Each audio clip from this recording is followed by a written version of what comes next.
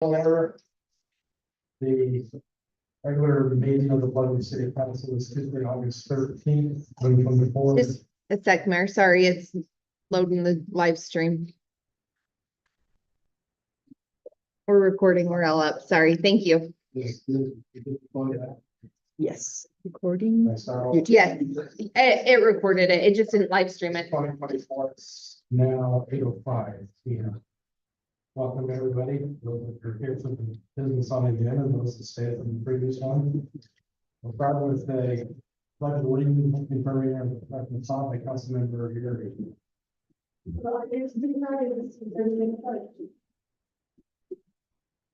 Pledge allegiance to the flag of the United States of America and to the republic for which it stands, a nation under God, indivisible, with liberty and justice for all.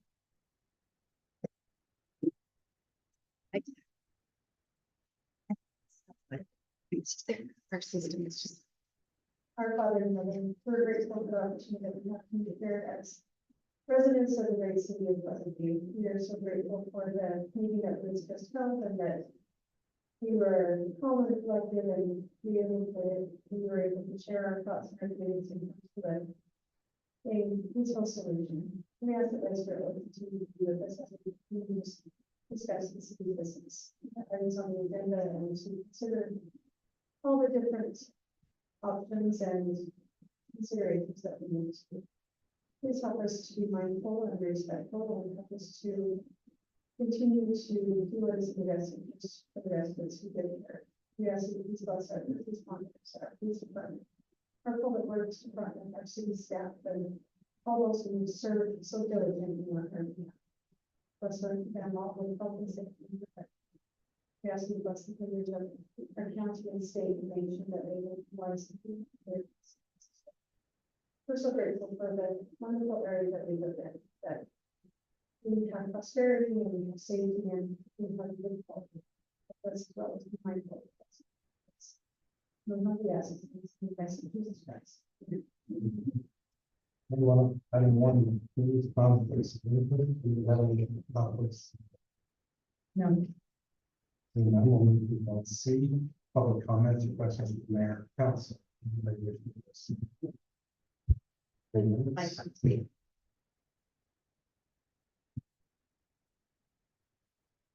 My name is John Parker. I live in 3238 North, 600 West. What I'd like to do is something that you probably don't get a lot of. I'd like to express our appreciation to the Pleasant View Fire Department, Police Department, and if you would indulge me for just a second, I'd like to read a letter of appreciation we have. I'll explain. All right, dear Chief Hadley, I'm writing to you today to express a sincere gratitude of our entire family as well as the Slack family has for the Pleasant View Police Department, specifically Detective Lieutenant Stetson Powell. During very difficult times for police departments nationwide, yours has proven that there are no lengths they won't go to protect the citizens of Pleasant View City. Our 12-year-old granddaughter was sexually abused at her home in Idaho numerous times during a several-month period in the latter part of 2020. While the incidents were reported in Idaho and the perpetrator was convicted of a felony, the investigation was extremely lacking in content and the prosecuting attorney was unaware of the true severity of the crimes. Her lack of knowledge led her to agree to an extremely lenient sentence of 15 days in jail and 6 years probation. We later learned that our granddaughter had also been sexually abused in our house in Pleasant View and it's been a family party in August of 2020. Once the crime was reported to the Pleasant View Police Department and Lieutenant Talbot became personally involved, we began to see what a thorough investigation should look like. There was no stone that Stetson left unturned and no distance he and Detective Sergeant Anthony Persimmon wouldn't travel to get to the truth. He and Tony traveled to Idaho numerous times, as well as several locations within Utah. They traveled hundreds of miles, worked very long hours to include nights and weekends, and will keep us informed when appropriate of the progress in their investigation. Long story short, the 100-page in-depth investigation Stetson turned over to the Weaver County Prosecutor's Office has led to the perpetrator's felony conviction and incarceration in the Utah State Prison System. He will be there for at least the next 4 years. And including the time he spent in Weaver County Jail, he will be incarcerated for over 5 years. He will also be placed on the sex offender registry for the rest of his life, thus helping protect children in any community he resides. Although the crime only happened once in Utah, Steph's remarkable expertise as a detective and sheer determination to get to the truth have finally resulted in true justice for our granddaughter. Our entire family's faith in the judicial system has been restored. Although there is significant healing required and long-term effects of the abuse are still unclear, our granddaughter knows there are heroes out there that will fight for justice for her. Not only are Stetson and Tony great detectives, they're also great people and exemplify the serve and protect mission of the police department. So I'd be remiss if I didn't give this to the city council. I've already given one to the chief, and chief, I appreciate the fact that she got involved in the investigation as well and helped authorize some of the travel which were required to bring this suggestion. Again, hats off to the police department. I've never seen anybody that have gotten more engaged and more involved in an investigation than Stetson and Tony with the chief's help. So again, my hats off to them, and thank you very much. Thank you.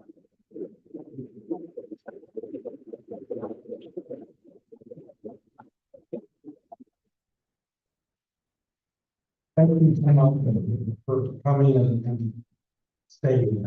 You know, we never get to hear the good stuff. Now, we knew what was going on behind the scenes, but when I say we, I mean the general never really gets to understand. And it's a horrible thing. I'm sorry your family had to go through it. It's terrible. I do appreciate the police department. Great police department. Just wonderful ideas and they appreciate it. And just, I'm Kim Parker, and we live on 600 West, so if you want to hear good stuff, thank you for raising the speed limit. I told Anne and I asked her to pass along, and I'm sure she did, but you know what, I'm here, thank you, you guys are doing awesome, appreciate every one of you. Anybody else? If I may, Lieutenant Talbot, Detective for Solomon, we're given excellent work awards. If I may, for their file. Obviously, their wall. They did an outstanding job. Thank you. Steve Collier, 1630 West Pleasant View Drive. Appreciate you guys. Appreciate the decision you made in the past meeting. I think that was a very reasonable solution. Thank you. I wanted to just discuss or ask a question on agenda item 7A. Discussion to change the future designation on the 9-acre parcel just on the west side of Highway 9 Drive. From low density residential to high density residential. Essentially, I asked that the city council deny that request as the planning commission has recommended. As we discussed financial issues we've got in the city, high density residential doesn't increase any, it increases our cost just as much as it would any tax revenue. Also, based on the density differences allowed from the low density to high density, what I came to understand from the planning commission meeting was that would change from 18 possible homes on that property to 126, which still trying to catch my breath. Anyway, just suggest my opinion on that matter, and ask the city council consider denying that application. Thank you.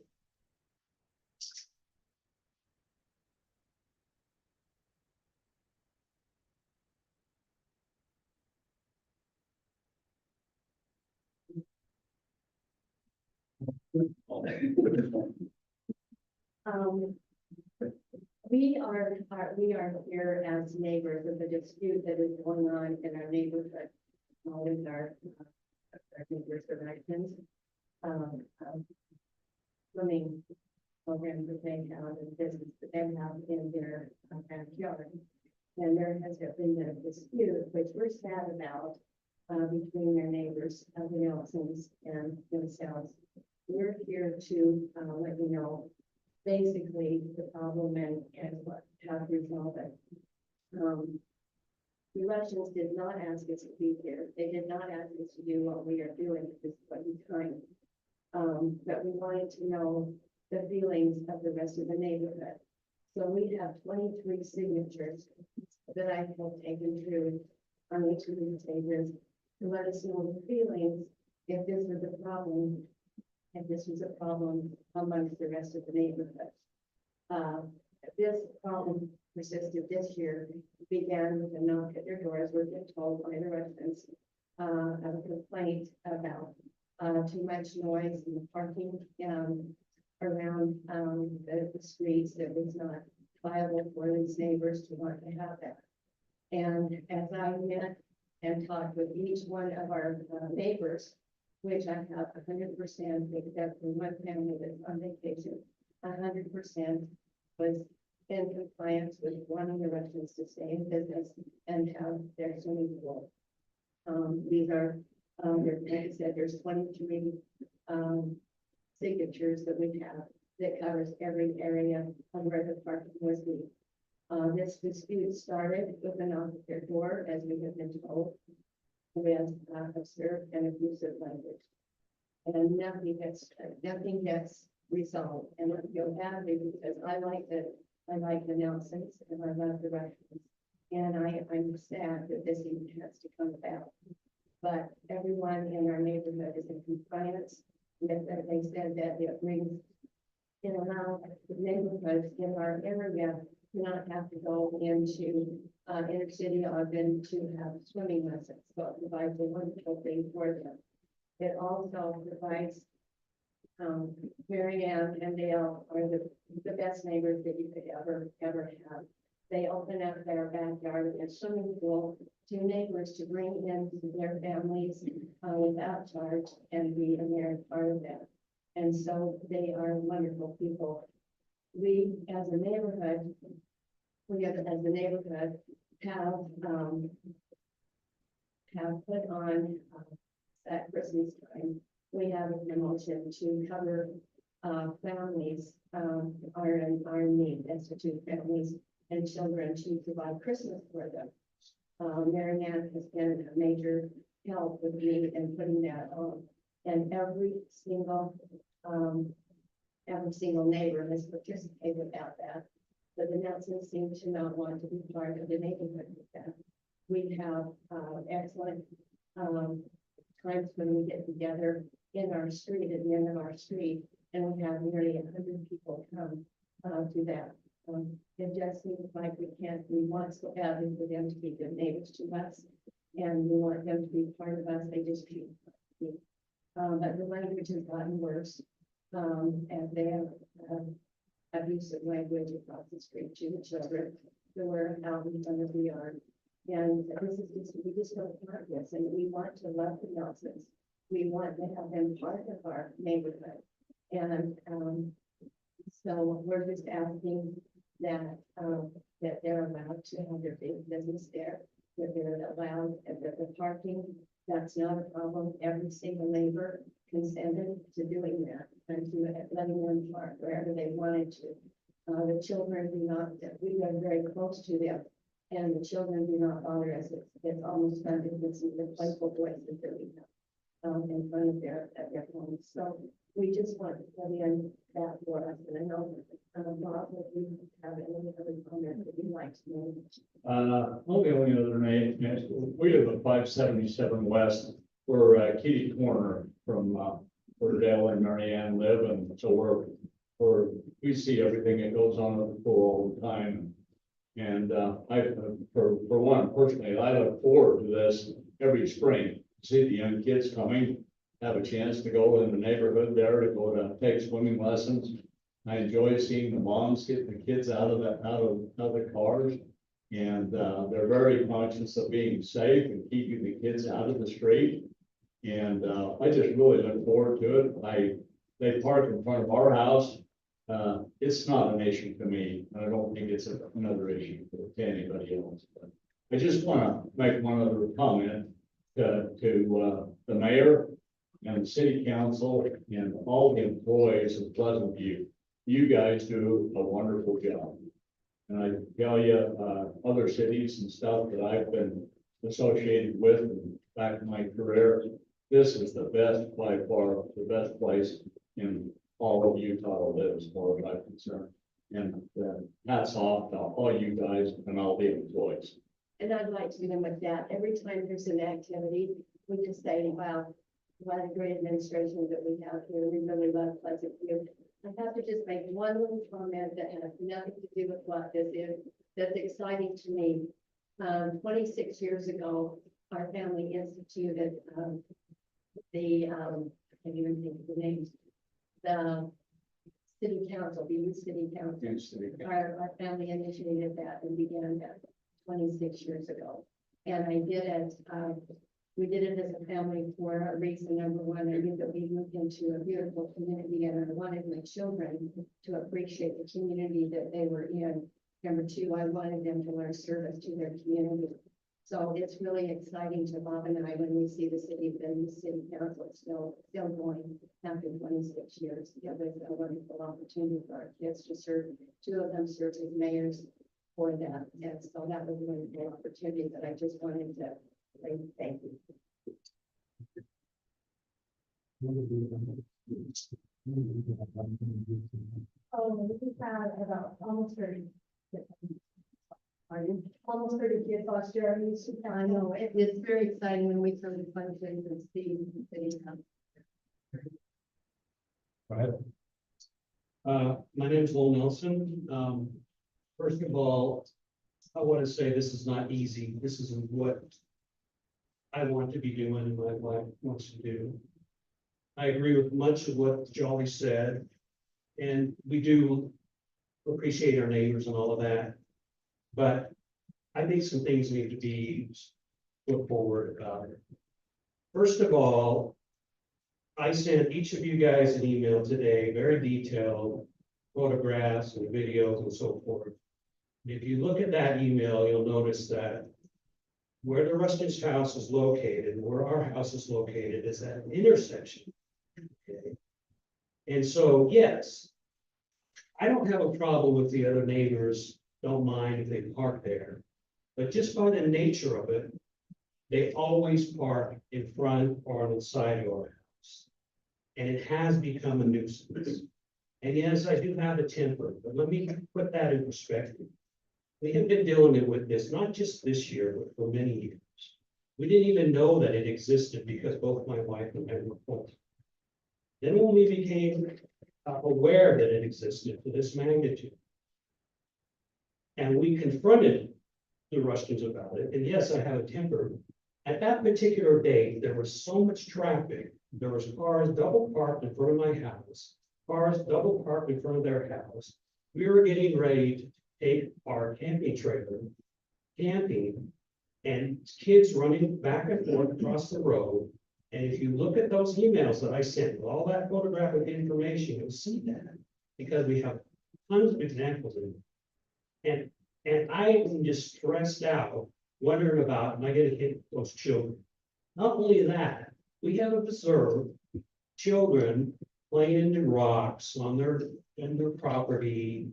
And yes, the parents are there, but they're on their cell phones, they're talking to each other. Meanwhile, they're children, and there's video footage of that too, playing on their rocks, which are steep and can fall down. Now, when I took business law, these are the type of examples that were pounded, that the professor went over many times and said, people are looking for a lawsuit.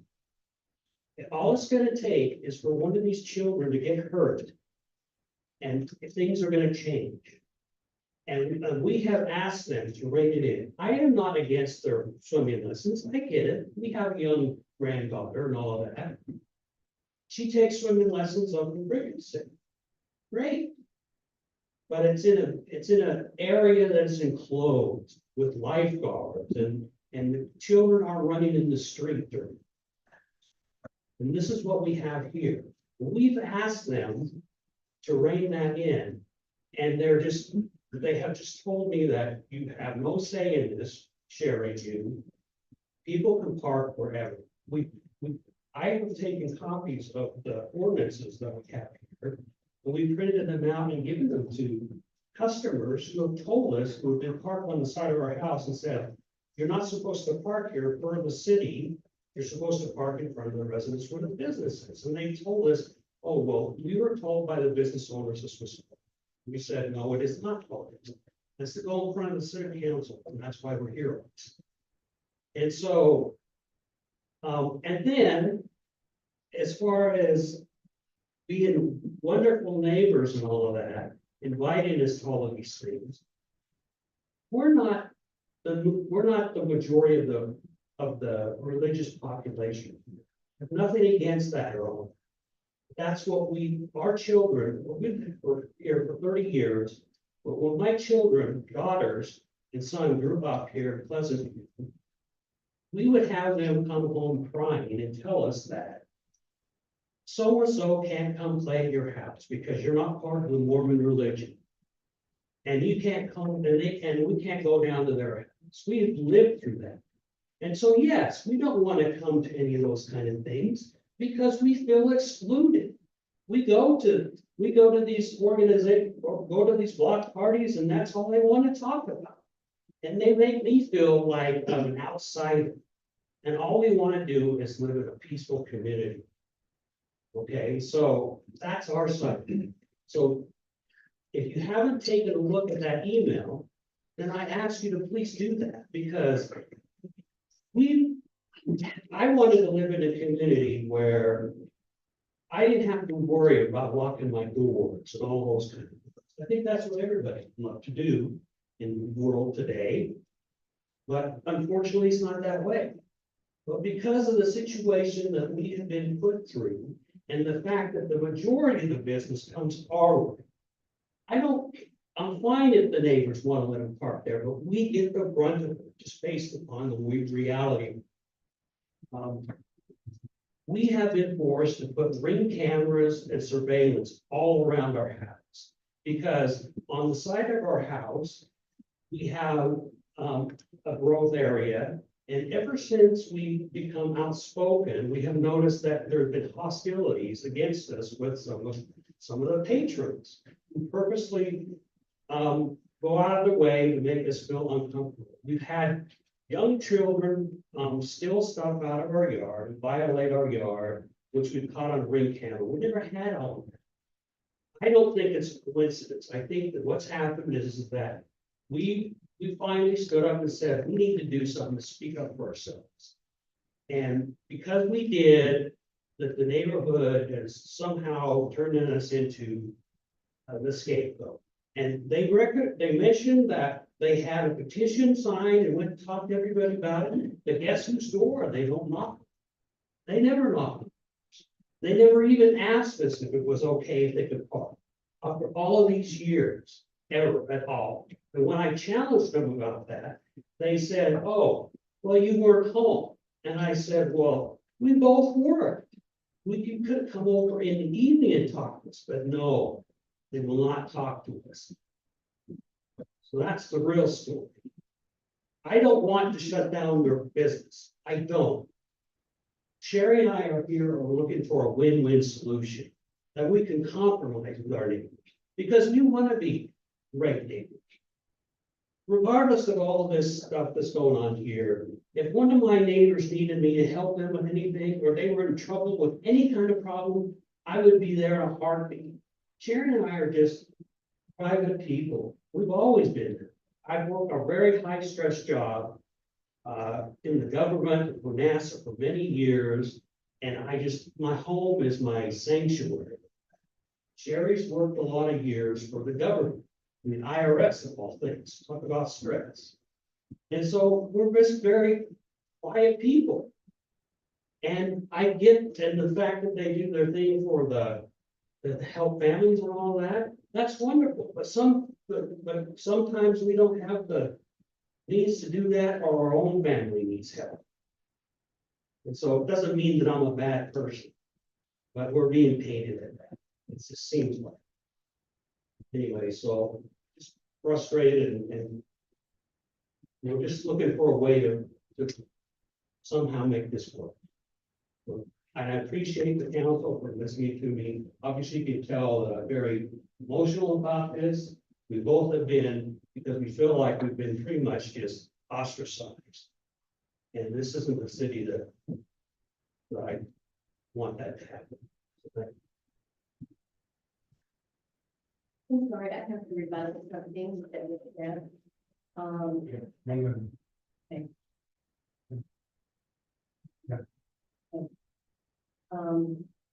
Probably 50% of our neighborhood is not LDS. That does not have a problem.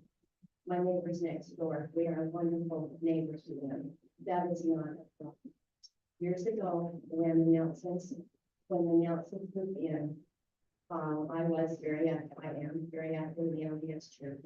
They wanted their daughter to go to young women's. I picked her up every Sunday. She was very, very accepted as the young person in our area.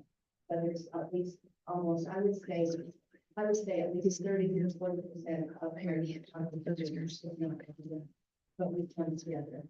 So I think we need to do that. That's not. We're gonna focus that in on it for the rest, you know, a lot of this stuff is neighborhood stuff. I get that, but we're gonna sign a place, home occupation, exemption request. It's fine with some background, but really it's not really gonna be real germane to what we're gonna talk about, but thank you. Move on to the consent items. And 2A is July 23rd, 2024, open rules meetings. Your red folders are right in front of you. Our statement is number 4. Yeah, you'll understand. Oh. You're the requester, so I. Right, okay, sorry, thanks. That's okay. Make a motion to approve the consent item. Further discussion? Oh, sorry, motion by Ayrton, second, it's Gibson, all fair say aye. Aye. Any opposed? Motion carries. Thank you. Planning Commission appointments and reappointments, discussion of possible action to consider appointing John Morris, the planning commission member, appointment extending to August 13th, 2028. John is here, he was. Thank you for your patience. I asked him because you guys asked me to come up with my microphone. So we waited for an hour and a half. So now we're gonna leave it. We're gonna leave it at 7. Thank you. Being here. Well, why don't you just take a second to introduce yourself and you guys here. John Morris, I'm Los Pleasant View, been here 12, 13, 14, about 14, 15 years. We've lived in this part of the county for a long, long time. I raised a family here. I've been on the planning commission before. I did Harrisville a long, long time ago, but it's something that is still, I feel very interesting. And challenges are different. It's been forward to do my best. Any questions? For your service. Are you currently on the commission? No, this is just a little bit. This is not, well, there is a real. Yeah, there's 2 reappointments, one of them commit. Mayor, I'll make a motion that we approve, John Morris, we need a wide variety of people on the planning commission, we welcome that. Accounting, finance. Maybe I need to just. I would be a lay person. That's nice. Motion. Well, yeah, we have a motion on the board to appoint John. I'll second it. Motion by Gibson, second by Mary, all fair say aye. Aye. Motion carries. Thanks so much. Item 3B is discussion of possible action to consider reappointing Julie Barr as planning commission to term of appointment extending through August 13th, 2020. Mayor, I'll make that motion, we.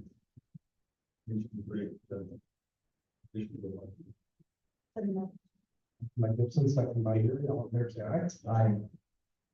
Opposed? Discussion possible action to consider reappointing Jeff Hollenberg as planning commission as the term of appointment extending to August 13th, 2020. I'll make that motion that we. What do we say? Reappoint. Reappoint Jeff Goldberg. Thank you for your service. Second, motion by Aaron, second, by Gibson, all in favor, say aye. Aye. Any opposed? Motion carries. And yes, to the Ben serving and no one that's agreed to serve, thank you so very much for your service. It's getting to be a more important job by the state's crafting.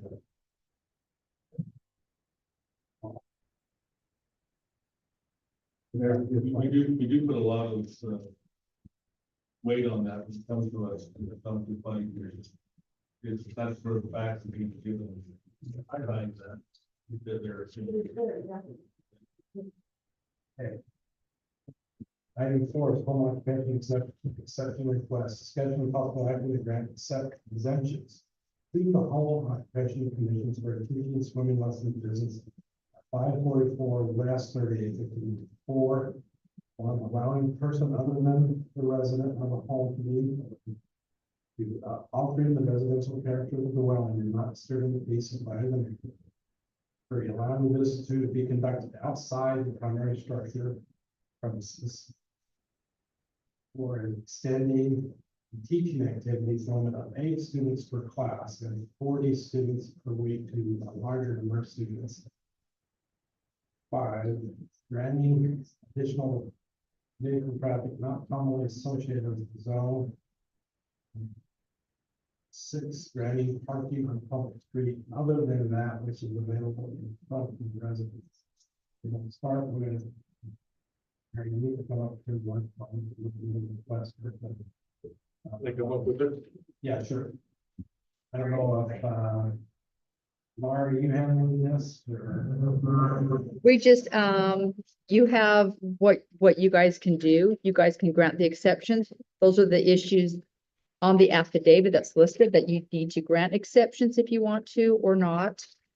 In your packet also, you've gotten the case summary from the code enforcer on what's happened, what they've done.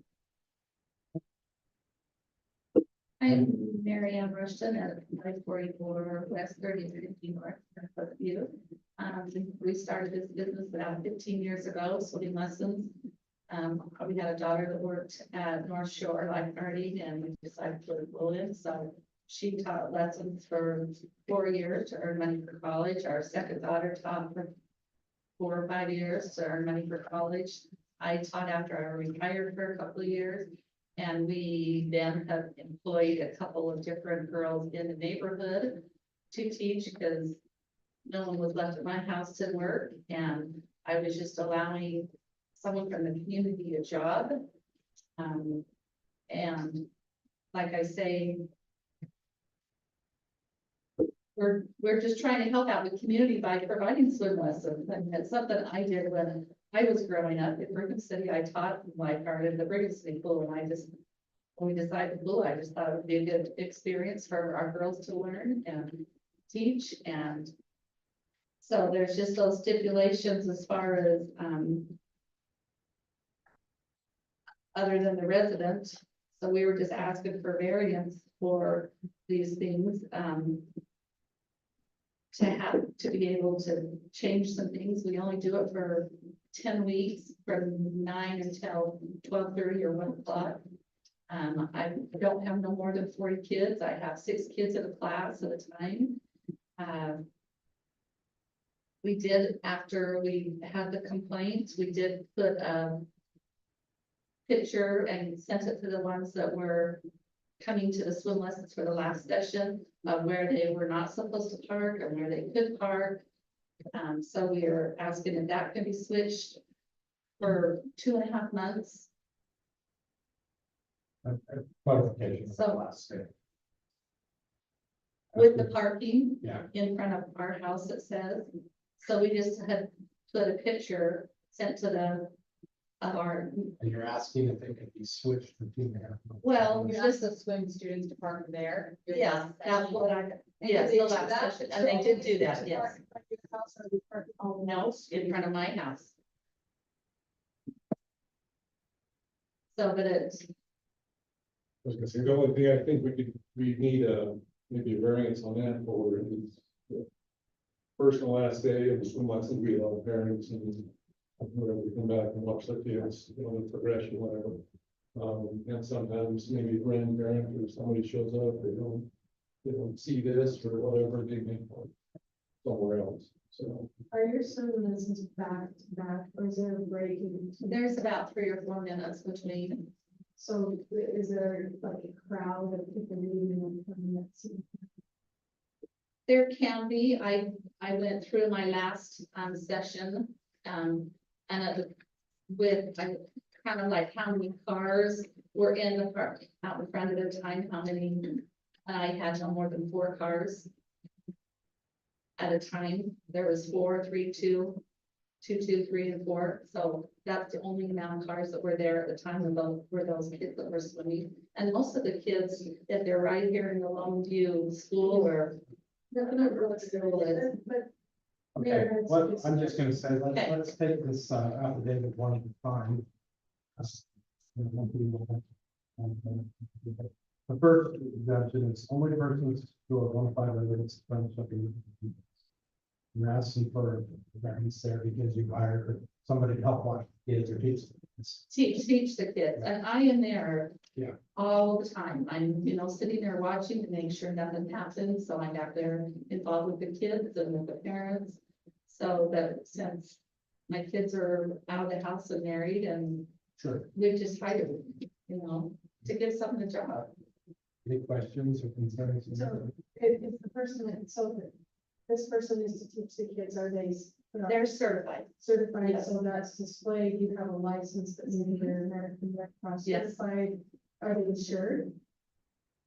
under our insurance, they would be, Okay, so that would be part of a home occupation business, I would assume that you're allowing the children to be coming to swim, that you are insuring the person. yes. Here's the home occupation, will not physically change the dwelling to the extent of it. Well.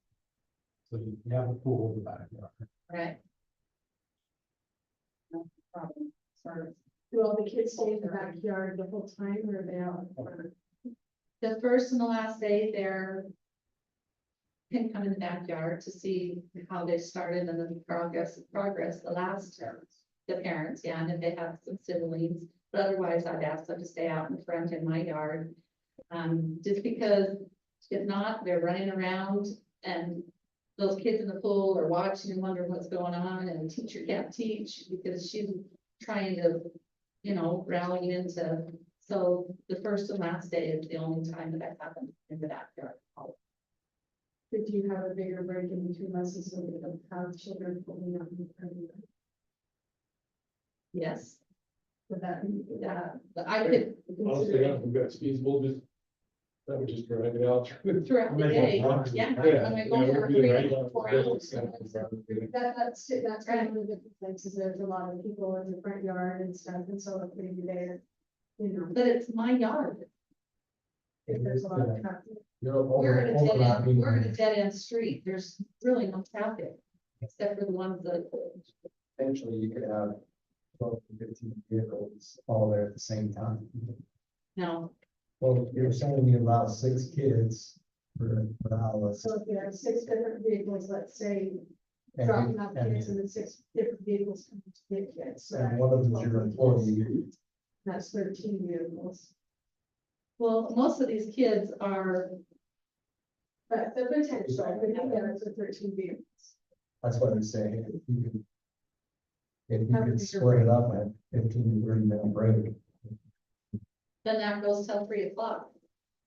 And that's, It breaks down on traffic. But that's what we allow you to go to 3 o'clock. So what we're talking about here, you've got to think about groups that doesn't spread on neighbor rights. So that's what we're talking about.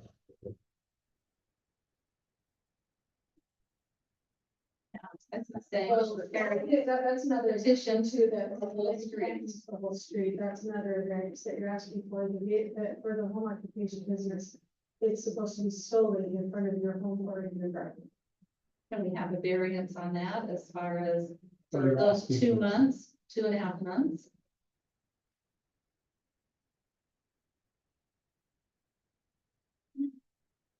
It is not. It's for 10 weeks. Has each class 10 minutes? No, 2 weeks. 4 days, Monday through Thursday, 4 days. Sorry. You're not the same kids also. No,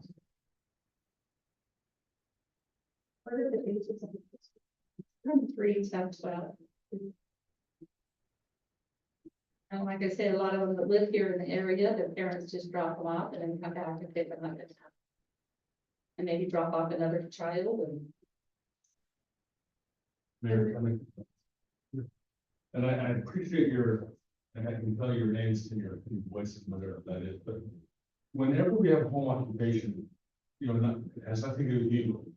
Whether it be a hairstylist, whether it be a daycare, whatever it is, or somebody welding or doing something in the backyard, or anything, I mean, any home occupation. We've always put a stipulation that doesn't really change the neighborhood. And I appreciate the fact that you have, your neighbors love you and all that stuff. That is a huge part of a home occupation, that it does not bring something to the neighborhood. And I said, like, even though I love, you know, I love to have people learn how to swim and then all, you know, you're offering that service and that. It is, there has to be something different. You know, if you could have them all parking in your driveway or something, I have a problem with that, they're parking on the street, which goes against the home occupation, the letter of the law, for everybody, not just you, and we have to stick with, you know, what's the whole city, it's not just, and I know variations, and I want to give you whatever we can. But it, and I want to put, you know, whatever it is. Whether they like it or they like it or whatever it is, we have to have that there. So I don't know.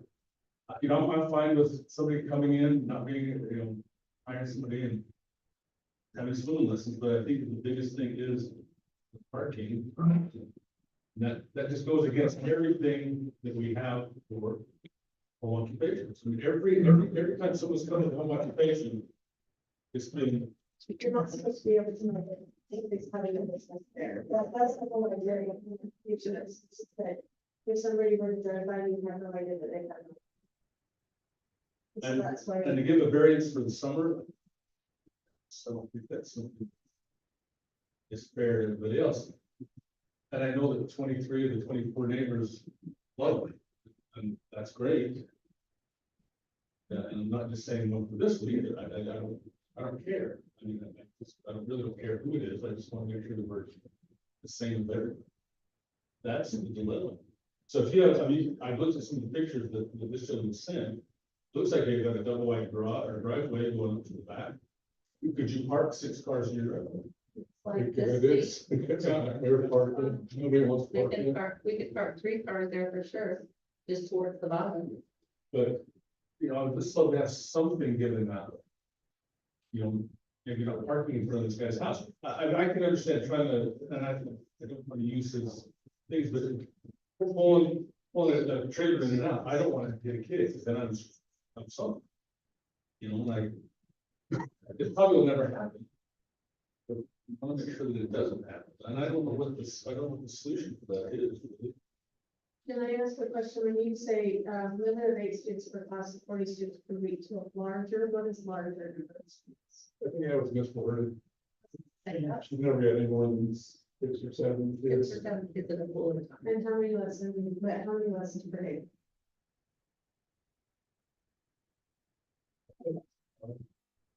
Hey, 8 lessons, so 6 times 8, 48, so 48 children.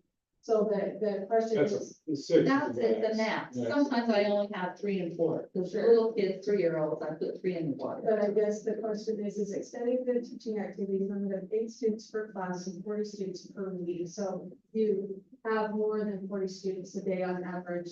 No. Lessons, no? If you. Well- Times. It's times 40, and I only have 3 and 4 kids in the pool at times on some of the. When you guys talk, the mic is causing the problems. So when you guys are talking, you turn it on, and then when you're not, turn it off. Sorry. So, my question is, the Nelsons have said that they don't want to shut them down, they don't want to go out of business. You could say that parking is the biggest issue, is that your biggest complaint? The traffic, I would say that people, for me, what bothers me the most is that there are several mothers and they have several children that are not in the pool, that are in the front yard for hours a day. Long time. Some of them for an hour and a half. There's a lady there that she's got a lot of kids in the classes, but she sits facing our husband on a hill. So they sit there and just look at our house the whole time. And so when I take pictures of them, I know they're looking at me because they get annoyed. They take pictures. It's not even parking, that's your major. Well, it's parking, it's already. Anyone but their own business is what they're doing. I don't, It's multiple things. I don't, personally, I don't care what they do on their yard. They can have.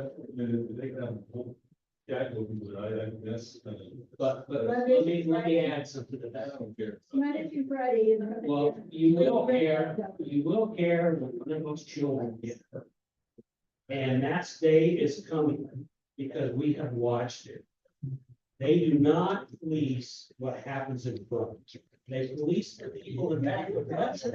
But nobody is ever. Okay, I'm gonna rein it back in. I'm out. I'm gonna rein it back. And why am I seeing? I'm gonna rein it back in, that means. I'm back. Okay. Any other questions? No, Not sorry. to the audience, but Lisa, the question. All right, so obviously the people are a problem, but again, it's like. I'm not sure. How we control that business, parking is a big one, I get that. And that's probably something you could work out with your. Maybe figure out, I should say, drop off, giving out that kind of stuff. If we set particular guidelines.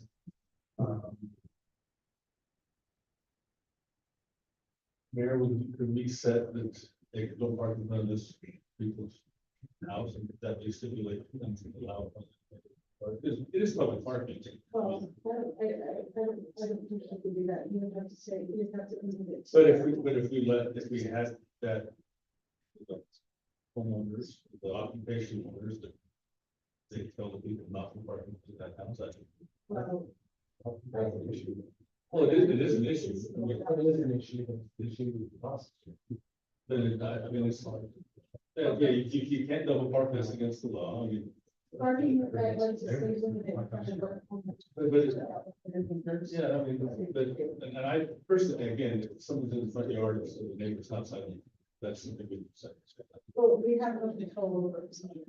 But the parking, I mean, I don't know, it's putting that as a stipulation. Of allowing the parking there, but it's not, it's an issue, obviously, for them to have. I don't know, if we can't, If it's for business, I don't think you can come out on the street. they're asking for a variance, though, we could give a variance except for. You can see. I don't know, that's what I'm asking, can we? You treat everyone the same. That's what I want. You treat everyone the same with all of these things that you're changing. Well, But whenever anybody comes up with us about people into the. Anyway, my thoughts, Mayor, I don't have a problem with the majority of the stuff, with the exception of parking in front of their house, that's an issue. If I, in the summer, going in and out, that is a problem, especially. And if they're not willing to give something on that, because it really is 6 people, that could be 12, 13 cars. And it may not be very long, but it could be a traffic jam, especially on the cul-de-sac. It's every Yeah, year. a lot of cars. So I can see that being an issue. And I don't know exactly how to solve that. Wish there was some other place they park and come to that, but So I know. if we give the exemptions on all the other things, then it is matters, you can't do that. So I'm with you, Steve. I really don't have a problem with anything except for really the parking and the traffic, vehicular traffic. That still is a little bit hard for me. I mean, I don't know if you can make it 3 cars can park at the end of your driveway and 3 in front of your property, or you can like go to your neighbors and say, can we use your driveway? I mean, that's up to you and your neighbors. But for me, I don't want to really grant an exception where you can have cars all over, because again, you have to apply this rule across the board to all Pleasantview, right? For whatever their home occupation is. So that's really my only concern is with parking. So if we can work out something in that, I wouldn't have a problem upholding that. Would you have neighbors that could allow parking in their driveway? Yes. So then we could, like Ann and Steve said, that's not a variance that we could grant, you can figure that out. And we just won't allow that variance. That would be your thing to figure it out. So the variance, so if it wasn't staged, it would say that you don't have parking in front of your house. Yes. Your house. And then you figure that out on your own. Driveways. Yeah, that's. That, But my only exception to that too, I think is we need to have a gap. I would agree. For me, it's a minimum. Even if it went till 35, I just realized your lessons ended like till 30 or something like that, but I think that. Can I ask just why? So tell me the reasoning behind why you think Just go over that, Down here. traffic or a Or traffic. So, Because if you have 6 students. Say your lesson ends at 10 o'clock. Yeah. By the time they get out of their lesson and go get in their vehicles and leave, and when people show up, we might have 5 minutes. So, there's a lot of lingering, a lot of discussion. Right. friends, Cars, neighbors, a daycare though, so they would have 12 people. But they're not going every half They hour. Daycare's going my way. would come twice, 4 times a day. Yeah, I mean, instead of. morning, afternoon, and afternoon. evening. And a daycare is leaving their child. Right. and But they're leaving that drop off, there is a little bit of. Yeah, but twice a Traffic. day, once. a Well, quarter. Yeah. What we're seeing, the parents come staying with their children. No, I understand, we identified the parking. So I don't know how that would matter, what they pick up, if they have parking enough off-street, I don't care if they do it every half hour. Because I don't care what happens in their yard, If they can have. it's just a congestion, if they can have places to park or get in. Each bus is a half hour long. About 20, between about 25 to 27 minutes. So it doesn't give them a few minutes, it's not like they're, I think. Yeah, I like 5 minutes, 5 minutes would be great. 5-10 minute gap. I don't know if we can say that, though. How can Yeah. we, how do we? I don't personally don't want to say that, I don't want to tell them that they can have it. If- Mayor Cole, can I ask you what you do at your home? I don't, know. Well, what does Shandy do? How often does she do lessons? And you're not to ask her. You know what I see with the delay is that she can keep parents lingering a little bit longer. Yeah, that's. It's not really That's necessarily. really. It's just, linger longer and pretty soon. Anyway, right now I think they just have a sense of urgency to get out of there. I personally, I don't think we can, say anything about it, but I do, if you can have parked off the street, and someone else will drive it for the summer or whatever it is, to get the cars off the street. I don't know how we We'll place just let that. them work that out. Well- To say that we won't grant that variance. Yeah, I'm not gonna have that very soon, but that'll be a sticking point if it becomes a problem, because then I don't know, of course, I don't, Then you would be. Then you wouldn't have a. but it is a tough thing, I don't want government to be the big phone on top of what you're doing, I don't think that's our place, but we do the very first comment I said to begin with, we have to, for the home occupation, parking is. That is one of the things, traffic and parking is.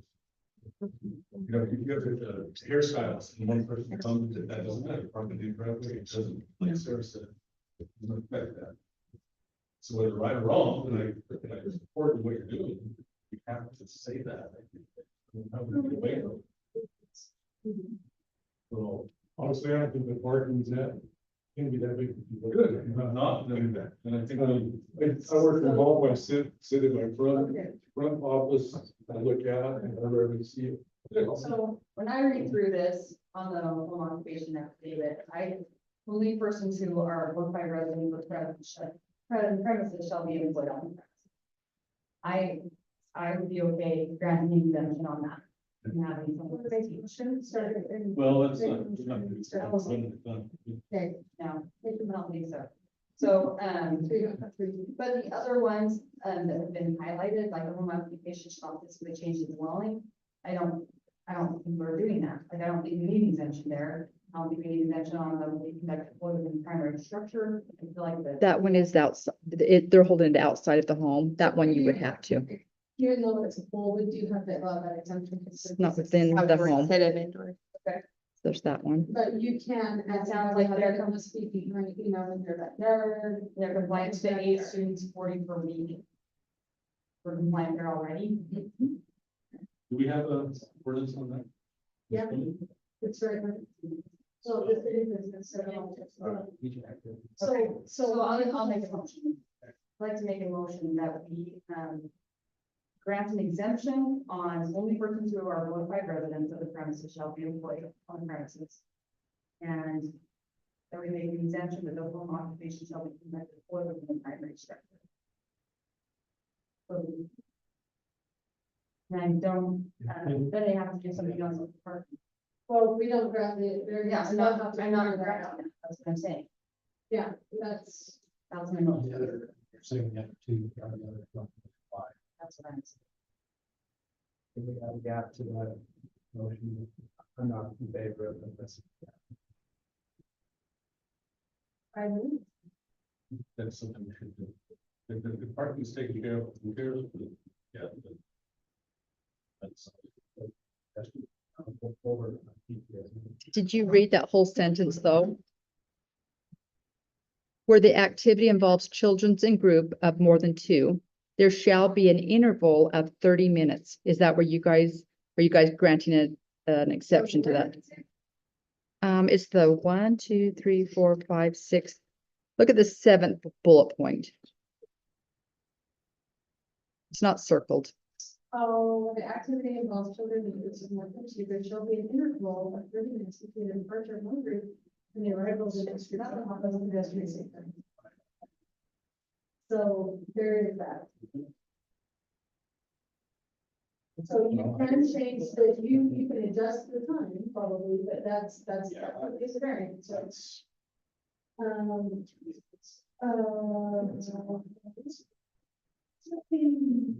Well, it's right here. Okay, and then, so I'm gonna add to my motion then. Has we, require, we'll make an exemption of the 30 minutes between, but we gotta have at least 5. I'll put it to that. You can make it. I have a motion, you have a second.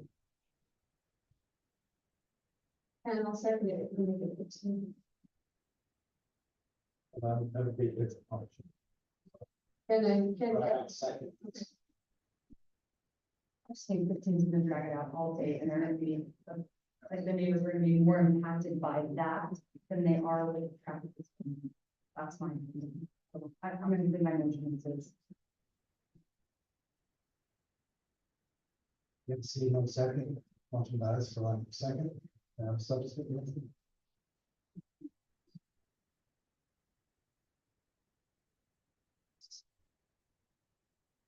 By limiting it to the half hour. This, possibly this. Creates less cost to be taught or.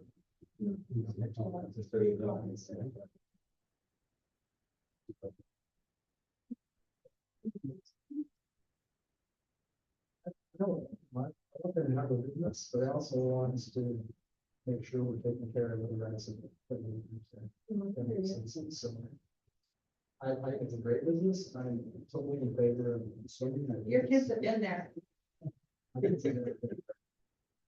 Lee Marriott.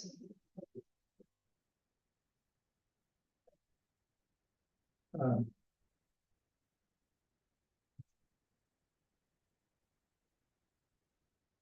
We've done this for 15 years and never had a problem. Well, nothing. Something happened with COVID. One COVID hit, Has there not been a business license here for this? There hasn't been a license. they haven't had any variances. And then business license? Yes. Well, They've signed the affidavit the first time they got it, but they've never signed the affidavit after that. But they're in violation of the affidavit. they haven't signed an affidavit for us. Anyone, That's a problem. That's a problem. anyone except for 15 minutes? No, like I said, it's great. That's, I think it's. Too much? I think it's. And 10 minutes? Concerned with the kids or their inconvenience. So if this goes instead of 12:30, it's gonna go on until 2:30 or 3 o'clock. There's not going to be as many cars That's there, fine. and there's not going to be a ton of people out in front. There's not going to be Maybe people coming in and car, going just stretched out a little more. stretch it out over a longer period of time. It's more of a convenience for that. It's not about keeping the kids safe.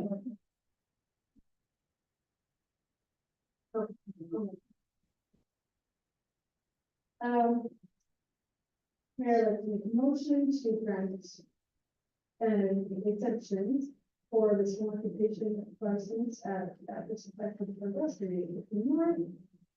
To allow or just Allow all of it, except all, well, no. the advertised. No, because I'm gonna discuss it with you all around. Yeah. Can I just repeat what Ann said? Can I, okay, to match what Councilmember Arrington's motion was, in addition to, having an interval of 10 minutes between the departure of one group and the arrival of the next group. How are we going to monitor that? Is it- I'm sure it will be noted with the people who are here and all that. It's a problem monitor all of our. That's.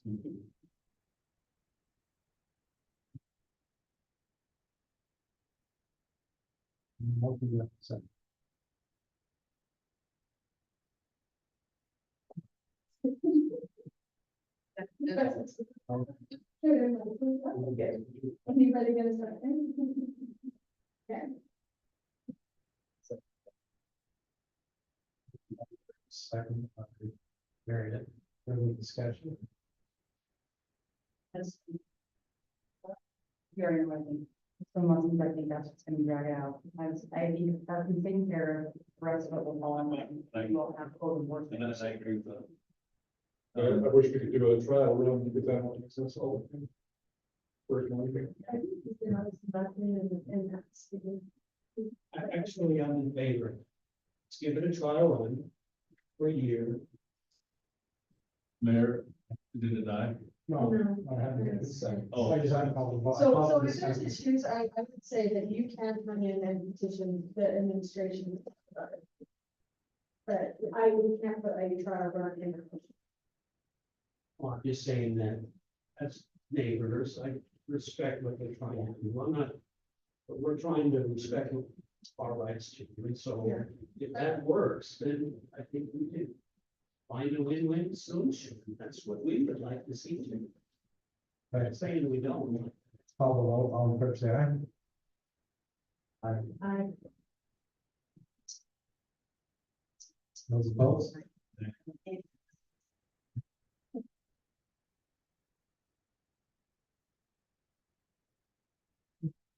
I agree. Anybody got an alternate proposal? Well, if this dies, I mean, you have to say, it goes away. Don't look at gap, they need to raise time. You can say no to this. I would vote Okay, so now we have for, to start I again. would make a motion that we do the things that Anna talked about, with the exception of the parking. I'm not gonna So give, the parking lot. I'm not gonna give the variance to the on-street parking, as long as it can be off the street. And I would encourage. I don't think we can set that, I don't want to set that. You know, if you're gonna have 30 minutes, it's in the ordinance. Then you're gonna have to run the variance. I know, I just, I don't know. Things can spread it out too far, and I think it's gonna be a nightmare. And for 15 years, it's been going like this, and I think the parking will take care of it, hopefully. So anyway, that's my motion, grant the variance all the time. But parking is the big issue. Solve that, get it off the street. So can we just clarify for the minutes and stuff? You're granting an exception to allow somebody other than lives in the home, like Ann had said. Yeah. It's not within the premise of the home, so Right. we're granting that. Now, are we doing intervals? That's what. And so what's your motion on that one? I can't, This is- Wait, so zero Good, time. Take time this is out. motion. zero time. Take the time, but I'm not gonna grant the public street parking other than that, which is the residents. And that's already in there. That's already in there, Uh-huh. so that's gonna stay. And, granting additional vehicles traffic not commonly associated with the zone, Or not. we're not gonna affect that at all either. Like, Okay, I just have number 1, 2, the original, but at 0 intervals. Right. Okay, same as Ann's. Very well, second. My original motion. Motion by Gibson, Right, second by that's Sarah. the original. Right. Further discussion? All in favor, say aye. Any opposed? Motion carried. Was it 4 to 0? I couldn't hear. All right. Work on that parking. Good, thanks for doing. Sarah, if you know, I'll be on, like I say, like Sherry started, I did it for 3 years. It's fun. Thank you. Item 5 is conditional use, that's the full path of consideration of conditional use permit for the construction of the pool and pool house at 5052 North Ridge Canyon Road. Yes, just one quick clarification on this item. The pool house itself has actually been removed from the application. So this is just for a pool. The footprint is 12 by 16 feet. It meets the impervious surface requirements in this area. Because this is in the Pole Patch neighborhood, there is a requirement for a conditional use permit of the city council. So before you this evening is consideration to allow for the installation of the pool. It does meet the setbacks and does have the required fencing surrounding the pool. Only reason why it's here is because it's in full patch with their impervious surface. Any type of building. Yes, the only thing is you will need to, in the motion, remove the pool houses that has been, removed from the proposal at the time. Yep, it's just the pool. Now I'll make a motion that we, issue the zones permit for the patch residents at 5052 North Ridge Canyon Road. And we'll make a full house in that original. Motion by Hurd, second by Jerry, further discussion. All in favor, say aye. Aye. Opposed? Motion carries. Like to thank the Dunkleys for hanging out for that one. Subdivision plat amendments, consideration to modify and amend the existing David 2700 North commercial PUD subdivision. Yes, this one will be brief as well. Before you this evening is a consideration to amend the existing plat for the Bailey 2700. And this is the new commercial development going in. As new units have come into play, there's been a need to modify the initial footprint. We have spoken with the developer about doing one final review of an amendment to this. However, due to some need to move some of the lot lines across some existing utilities and also, some property lines that were identified in the PUD. It has been our, recommendation, and the developer has complied to move forward with, bringing this modification here. The only, note that I have, to address, and it's from our engineer, was just a verification, of the common area footprint and just making sure those figures match. I can easily do that with the engineer who's been involved with this. But the recommendation of staff would be approval, in coordination with the developer on this. Mayor, I'll make a motion that we amend the subdivision plat, standard number 6 with the recommendation of our planner, that public area or the Common area matches the figures. Thank you. I'll second. Gibson, second by Arrington for the discussion. All in favor, say aye. Aye. Opposed, motion carries. Moving on.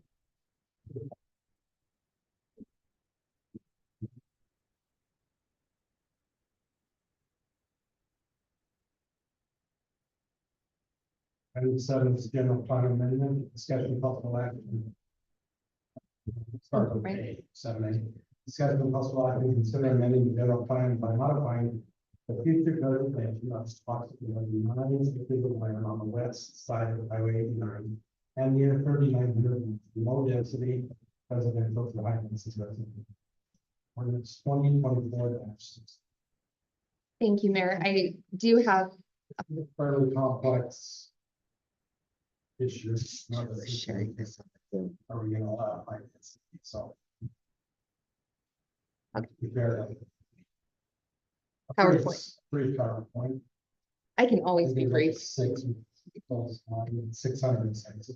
There are not 600 slides, and I am always brief, Mayor. So before you this evening are a couple of general plan amendment proposals, and I'll address each of them individually. One of them is a little bit more complex, as the mayor described, and so we'll go into some depth with that. The first general plan, oh shoot, I don't know if this is the latest version. Hopefully it is. Our general plan itself outlines that it shall include planning commission's recommendations for the following elements, and it lists out a land use element that designates a location of land for housing residents of various income levels. It continues on and also describes, and this is in accordance with Utah Code 10-9A-403, that a general plan shall include moderate income housing element that provides a realistic opportunity to meet the need for additional moderate income housing. And we're within that 5-year time frame. And so we're actually just entering year 4 of that from our implementation standpoint. And we also have established and are working toward 3 goals. And it says 3 or more, but we've chosen to pursue 3. Yes, the city. So the recommendation came from Planning Commission and City Council adopted. So that's what's in our general plan, is 3 goals to address the moderate income housing strategies. And this is a requirement of state law. So one of our adopted strategies, and we haven't had any significant forward progress on this yet. This is really, I mean, we've done a lot of educational components, but some of the first actions on this specific item, lots of research has been done. We have a housing committee with council members, Yuri and Arrington, and our mayor, and we've done a lot of research there, but is to rezone for densities necessary to facilitate the production of moderate income housing. The other goals talk about investing in infrastructure to support moderate income housing, and then basically allowing for reduced regulations for internal or detached ADUs. So the first proposal this evening, the slide I thought was earlier, but this is great, is a look at modifying the future designation of approximately 28 acres of land. This is on the west corner of 2700 and US 89, and currently it's designated as general commercial, but the proposal would be to designate this as mixed use. We have faced significant challenges with access on this property. So we've gone through several development groups attempting to develop this property. It's been a bit of a challenge to get something underway. That isn't to say that we won't continue to try. And I think that this is a forward step in order to pursue that mixed use. We did adopt a new ordinance that has given us some progress in our housing reports in years past. And so that ordinance for the mixed use west does provide a mechanism to allow for this zoning designation to come into play. The second proposal is a consideration to modify the future land use map and the designation of approximately 9 acres of land on the west side of 89 near 3900 North. And currently, you see that spot up at the top that's in the blue.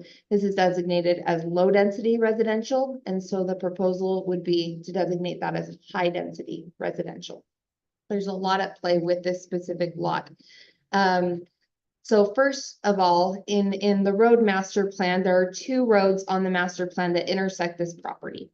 And so we actually had a development group come forward. They wanted to put some manufacturing facilities on this property. And in working and talking with them, we had highlighted, we actually have these roads on the road master plan, in addition to the singular road, rail crossing that was provided in our transportation master plan that ultimately allows for the stacking that's required and would allow for the significant improvements to be able to have a safe crossing in this area. This is a pivotal piece with the rail crossing into our new industrial park area. And so without getting access to this rail crossing could create some real challenges. And the challenge being with this specific lot is they couldn't find a feasible way to make the existing zone work. They couldn't find a feasible way to make the manufacturing that they'd wanted work. And so they're looking at some type of high density housing to allow for the installation of the roads and for that continuation through the rail crossing. This is a city staff proposed initiative, just to clarify, in effort to meet the state's housing requirements. I'll go into more depth on that. The Planning Commission did have some questions about Weber School District and how this might affect this area. And the ultimate conclusion in looking at their approach is that they utilize the general plan to plan for the way they approach it. And so it's kind of, we set that standard first and they build their plans around that. So in looking at the factors for consideration on this, there are really limited areas that in the city that can fit this use well. Multifamily housing can complement the neighborhood preschool or daycare facility. There is interest and willingness of the property owner here, and that's an important component in allowing for this meaningful progress that the state's requiring. The state requirements and any disapproval of housing efforts in accordance with our strategies will jeopardize access to road funds. And this is a huge component here. Our annual road fund amount that we receive at this time, and that does modify over time, is $520,000. And if we are deemed non-compliant, we can have a fee of $92,000 per year. And that doubles after the first year of non-compliance. And then the other cost that's involved in this instance is the costs of the property. So ultimately, if we're not able to make something work for this development group, the city would need to purchase and install the roadway ourselves on the property, and the rail crossing and all of those different right-of-ways would be our responsibility. The proposal at hand accommodates housing requirements in the road master plan, and there are utilities in close proximity, and this is on Bona Vista's water system, so it does not have an impact on our water.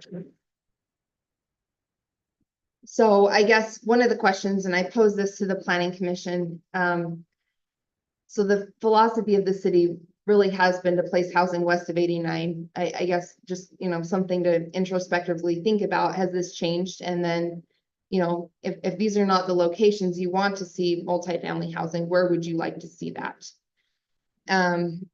So I don't know if there's any specific questions that you have of me. The Planning Commission's recommendation is unanimous for denial. However, we had a very lengthy meeting and conversation on this with many similar to your last item, but many motions, that failed, many motions in several different directions. And I know it was a very difficult decision of the planning commission, and I think that, that was how it moved forward, was the basis of denial, so. It's a difficult thing, I understand that, but it's also really a difficult budgetary twist with this. So, thank you, Amy, for your presentation. Thank you all for being here. I know that and it's a frustrating thing that the state has put on us because they haven't really given us parameters. If you meet A, you are in compliance, whatever else, to say, show progress. So they haven't really told us it means this percentage of your city should be, high density housing or anything. They haven't given us benchmark standard, nothing. So I just don't understand how they can impose a fine on something that's arbitrary. You know what I mean? Though? Oh, yeah. How can you impose a fine on something that you don't achieve when there's nothing that says you've achieved it? Well, it's a terrible process. All the cities hate it. I'm getting the evil, because I don't. I agree with you, not necessarily, this doesn't make sense, but that doesn't change the reality that they're going to, especially the withhold our BDC growth funds. They're talking, okay, we've given the cities enough time to move the needle and too many are not moving. So they are now saying they're going to start finding funds. Couple questions. So yeah, we're being like, So the railroad crossing, this development this would be, they would understand that that's where railroad crossing would go and help install that and think that, right? And we would have an access. So they wouldn't help install it, but more than likely would help provide right of way. Right. Yeah. Yes. That right away would not be an issue if we give them something.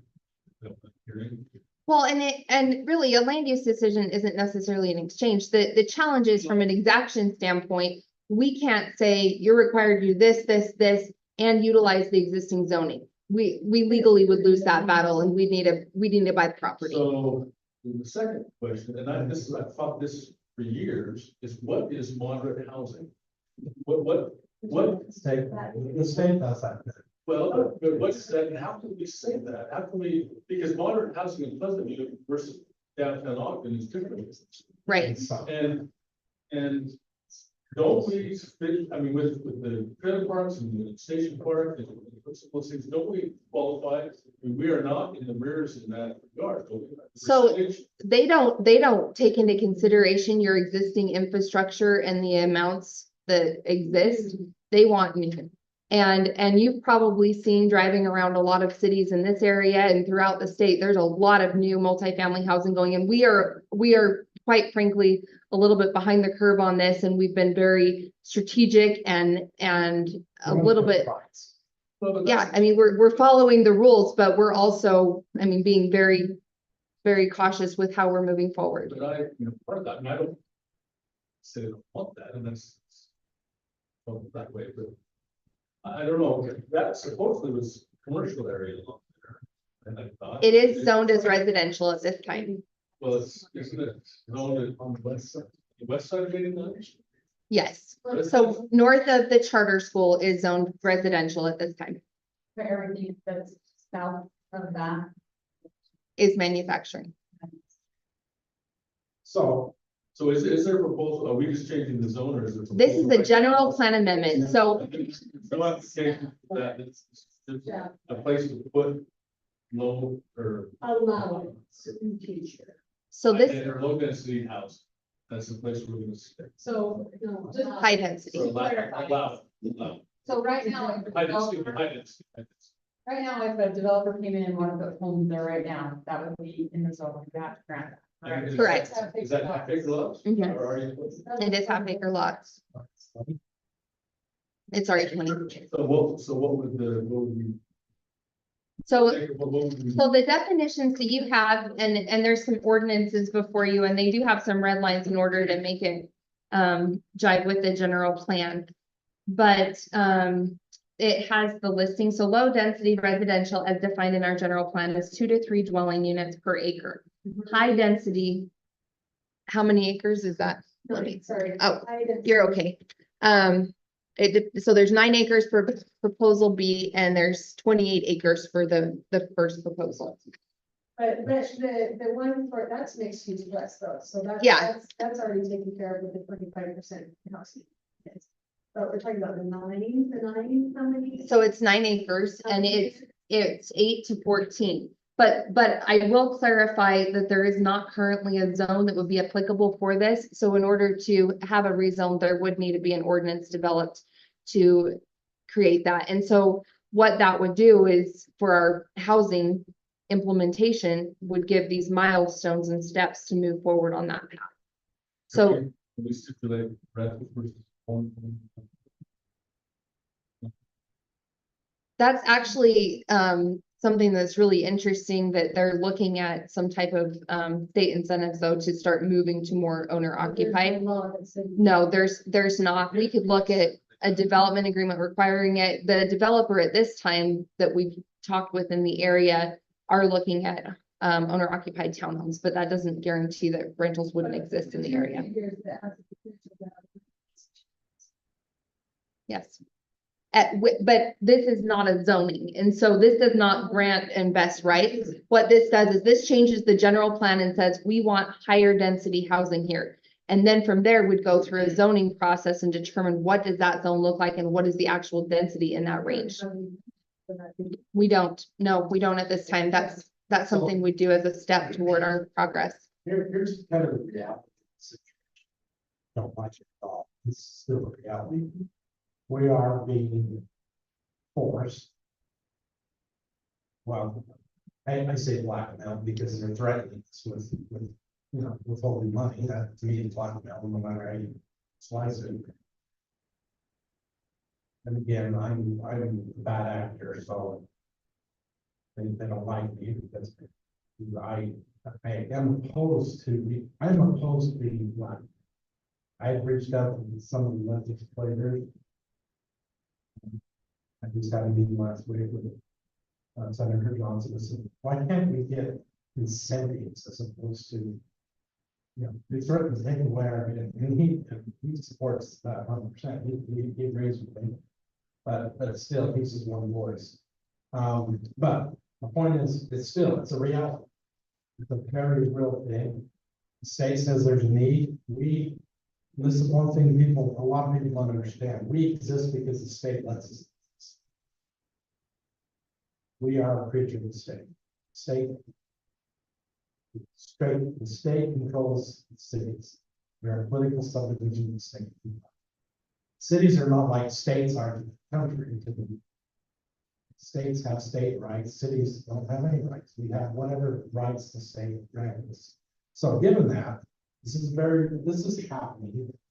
We typically said like we want kind of like lower density, more medium density, and then as we get down and out, that's where we see revisions more. These two areas, both these areas are on the other side where we had said that this is typically where we want this kind of stuff. If we're going to have it. That's where it gets to be, is if we're gonna have wells like Wimbledon. I was informed that the states, their answer to, well, you guys are blackmailing us, okay, we'll just take over the army. And then there was a proposal, there's supposedly gonna be a proposal that they bring forward this year, somebody. Quadrupling the density in every single zone of now. Well, half acre lot would be 4 to 4.5. They're making 4 to 3. That's a requirement, to adopt into the ordinance. But they're gonna make the same law. I mean, I'm not saying it's gonna pass. I'm just saying that's where they're headed. It's like, This is the first year in our housing report submittal that they've asked for a copy of our zoning map. So they are evaluating city zoning maps this year. so everybody reach out to your state legislature. Tell them. We like communities. We like character of communities. Communities ought to be able to decide for themselves. But that's not the current plan. It's not. Mayor, was this supposed to be? No, They changed the law on that too, Tony. Public hearings only happen at planning commission now, and now we don't have them at city council. because I did a bunch of research to talk about tonight, talking to my legislators, so, okay. Have I misstated anything? Yes, I've heard a lot in this statement according to the representative I talked to. But it's not a public hearing, so I can't say it. We'll talk later. Okay. I do have a concern. I know that we're doing things proactively instead of, showing progress, and some of these are valid concerns that have been brought up to me. If we proactively move ahead with this, and then, what if we put the carbon code force in that way, and we didn't have to do that much.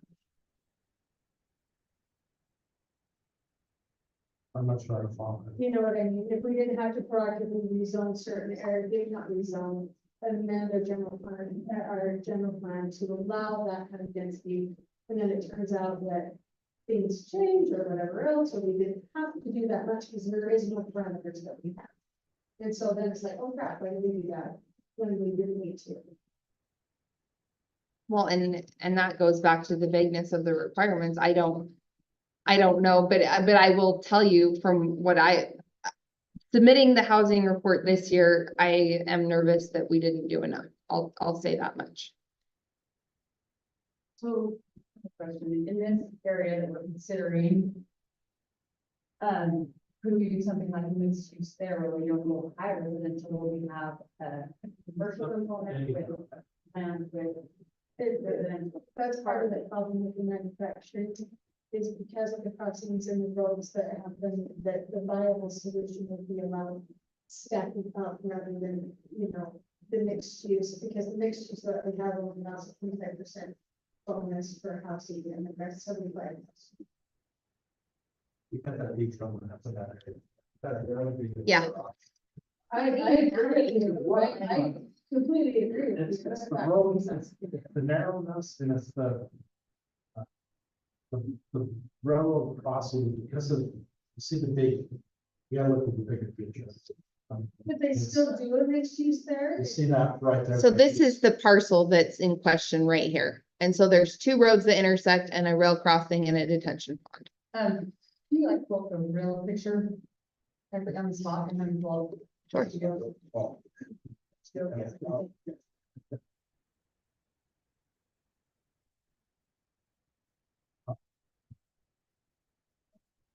Well, you know what I mean? I know that part of the concern was what you mentioned before about the master road plan and the railroad crossing and not allowing the manufacturing or something like that, but it's, if somebody can still develop, is that our issue that they can't develop to the full capacity that they want to? I would always tell them no. If it's our roads and our rail crossing on there, then we need to purchase the property at full market value. And They can that's still develop.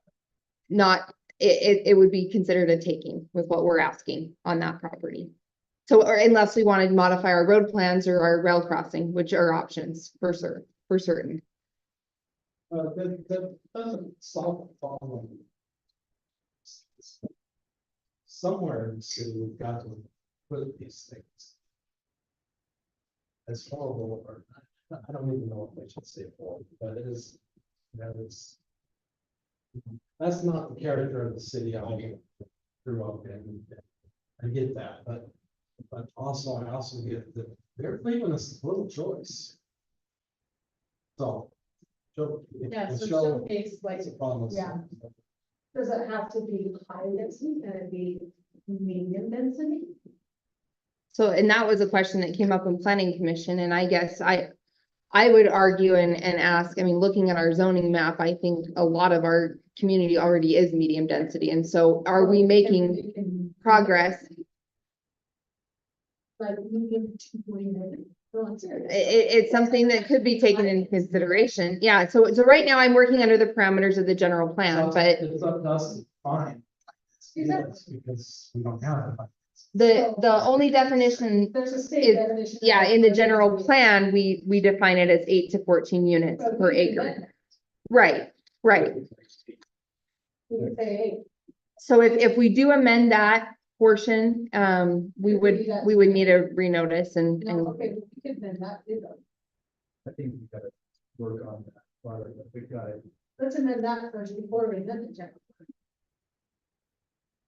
You don't have to do that tonight. That building is a safety on us, because like if we change that tonight, then you can come and request it. Well, We don't change, solve we don't change we don't have to amend the general plan. That's what I'm saying, is like maybe we come up with like a definition of what our medium or high density housing, what is that? so, and you're absolutely right, you don't need to amend the general plans tonight. I will say with the development group we've been talking with, I think they're under contract, they may walk away, so just understand we may need to purchase the property. And okay, so explain that a little bit more to me, because I'm missing that piece right there. You think we're gonna be forced to purchase the property because, sorry, I'm missing that. So, Just so the road. because of the extent of what we have on this property, so we have 2 roads that intersect through. There's a detention pond owned by the city and the rail crossing. And so in order to make this usable, if there's not a real usable use on the property, then it's considered a taking. If we say you've gotta leave this road here and leave this connection here and leave this here, then we'll be forced to outright purchase the property at fair market value. If Is that what's been actually? Without explaining too much, they're going to do that, and if we have to purchase it, if we don't. potentially, yeah, I mean, yeah. Change the position. So We got a lot of work. I know there's staffing issues. Change that. I mean, we'll talk.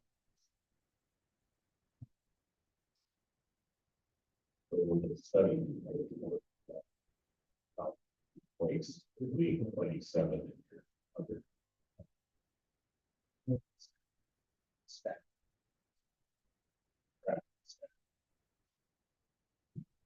So this one is just the 9 acre piece that we're deciding on up to the, is it, or? mhm.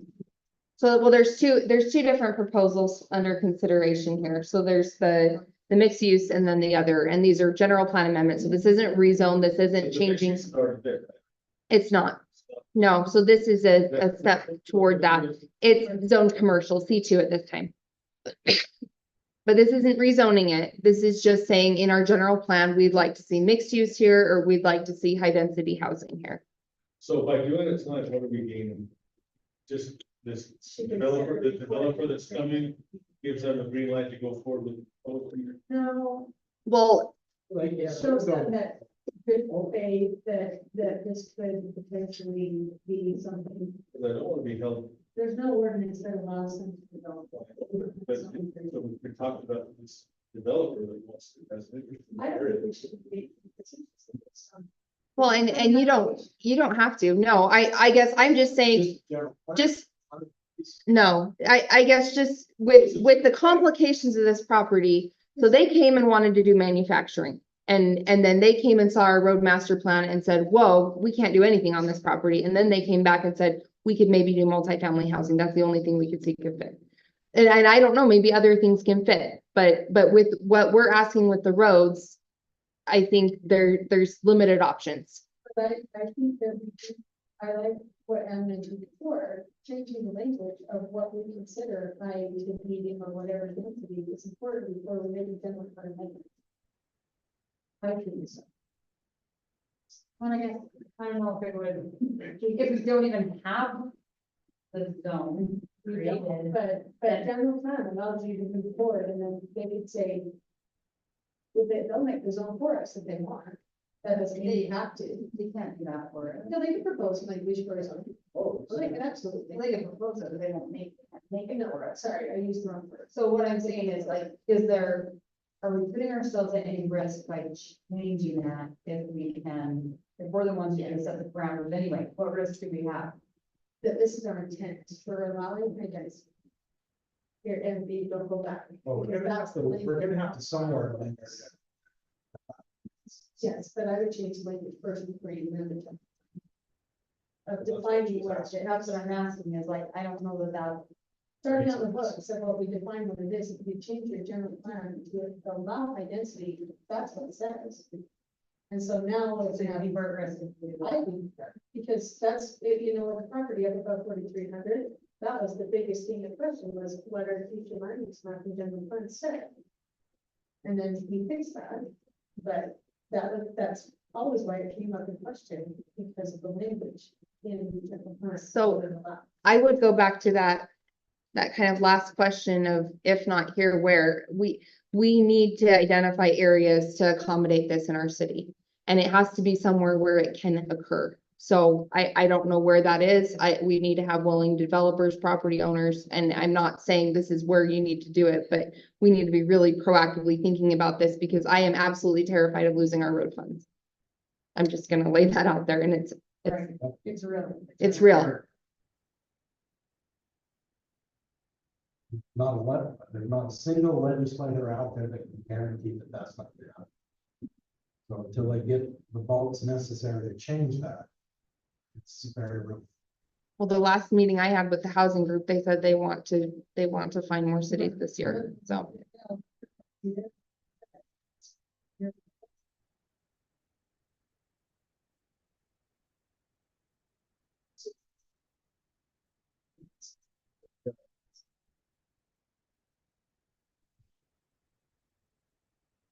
Well, if the table is, what are we tabling it for, then the more we have to create. Do you want further definition on the What identity? Or table it until we create what we want our identity to look like. You know? Well, we have to create a whole new zone, because we don't have a high density zone, but we can change the general plan wording. In the meantime, that's gonna take long, change the general plan wording of what high density, of what it says. Was that gonna give us some trouble too, if we change our identity word? Possibly. So I would honestly, any housing actions that we take, we have to report in the housing report. And so, It can be higher than what we have, but it doesn't need to be that. well, that's what's in our general plan right now. Right. So if we reduce it, that's what I'm saying is it can cause us some problems. And so I wonder if we need a new density. If it's a mid to high density or, I don't disagree. Yeah. Yeah, it's stupid, but it's still, yeah. Do we have Do you have a deadline? When your next meeting is, when's your deadline? you have a moderate density definition? What? Moderate density definition? Because we could move this from low density to moderate density. What is our and still moderate? have Well, quite let a bit of me control on that. look in the general plan. Next meeting. What does that give? Call it affordable housing. It can be anything you want. Identity, I mean, what is that? I mean, we're having a footprint for that somewhere. Well, And so we have a moderate something, we have, About whether it be townhouses, you could use affordable and then we can change. so the density. what's affordable, That's, We just define what- No, we can't define, we can't define what affordable is. What's affordable for you, what's affordable for me, That's why there's something stupid, but we can. It's ridiculous, but I think, my understanding is this is putting a footprint of something there, and can we change that after, or are we tied to it now? If we have this as a footprint for the moderate or high, or whatever it is, we designate that in our general plan. Have that be set aside for something else. Because, you know, where the Sunpro is, that originally that was going to be a three-story apartment building, I'm glad he did. Oh, long time ago. Long time ago, that was there, you know, the station, that all of a sudden just took. And that's when, you know, it's supposed to be a one foot, and then all of a sudden, because it was all zoned one way. Just kept on going 3 or 4 phases, whatever that was. So we ended up with that. so I'm gonna look, It looks that. I don't know why we can't set it aside if we're having a big issue. And then. At some point, then adjust that later, I don't know what. If you change your intent of the general plan, that is grounds according to the ombudsman for somebody to do an application and what is on the books. Because that is what your intent is. And intent means that. What's the difference of, We have a zone. we don't have a zone, You have and to create something that matches what our general plan says. but if it's moderate, it's. And I'm gonna look in our general plan to see, because I think we have all of the densities in our general plan. Units. So it's on the 8 to 14. Yeah, so because our general plan spelled it out, that's the roadmap. Now, if we change, amend our general plan to allow high density, we must create a zone that matches the language in the general plan. But if You we- can't contradict it. Well, it could be 8 units. I mean, it could be the lower, We yeah. say as many as But if we possible. have that, it's still, I'm looking at it as a rented place versus a home. That's my definition. So we do have a medium density residential. So That looks different than a, but it's a townhome. so what is moderate defined as? That, That's where you have to find it. so we have, We need to define that- moderate. yeah, so I guess we have all of the densities up to 14 defined. So we have a rural density, a very low density, a low density residential, medium density, high density. Medium is 4 to 8 dwelling units per acre. Okay, moderate is the gross household income equal or less than 80% of median gross income per household for the same size. That doesn't. Median 6 to 8. Medium's 4 to 8, 4 to 8. So 50% less of 80% of the people live here that you made, that's going to take us. 80 to take care of population, 80% of your population. Average your income, and then you make 50% less of that. There's no. I know, well, the median house costs 674,000 in our city. Well, I don't have a problem doing something like 8 to an acre over there, like, I mean, that's like it's like a patio home type. But are they, So we don't want to have houses like railroad crossing. They should take their. That's. We could eliminate the 14, that language of the 14. That's 8.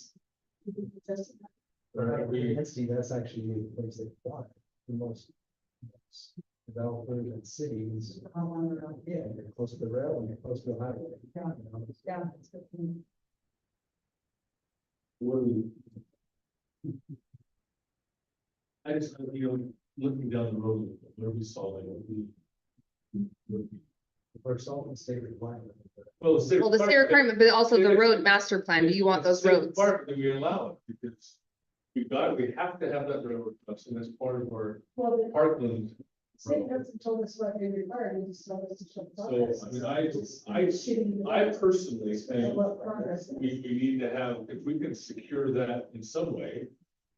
The railroad crossing, because that is ultimately, and I don't. I say this.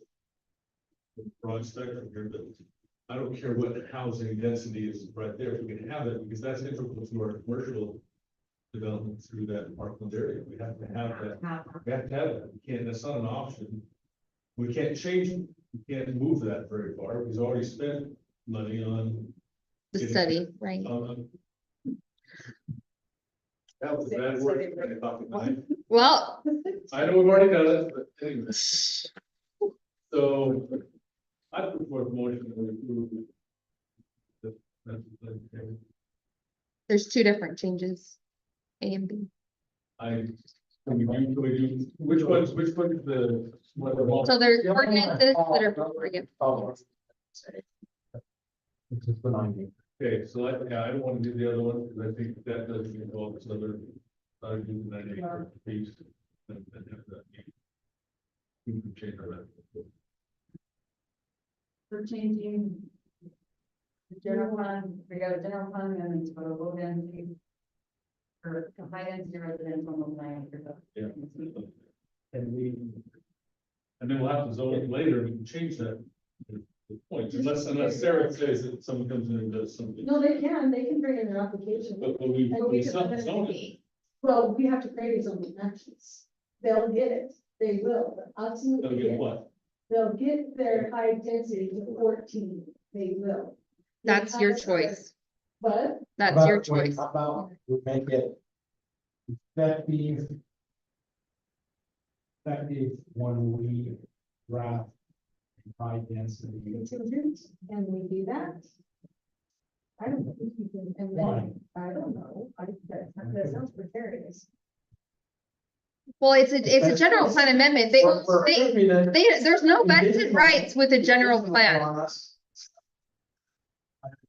There's no vested rights with the general plan. No, it's not. I know what you're saying, but any ombudsman would look at that and say, that's what your language says, that's your intent, and so. I say if we make it conditional on us establishing a high density limit, that gives us a chance to, as soon as we get the high density limit established, then. So why don't we just do that after? Yeah, why don't we just table it and then do it after? Because we're putting contingent of us doing something else, and why does it? What's the necessity to have it? To satisfy, she thinks that.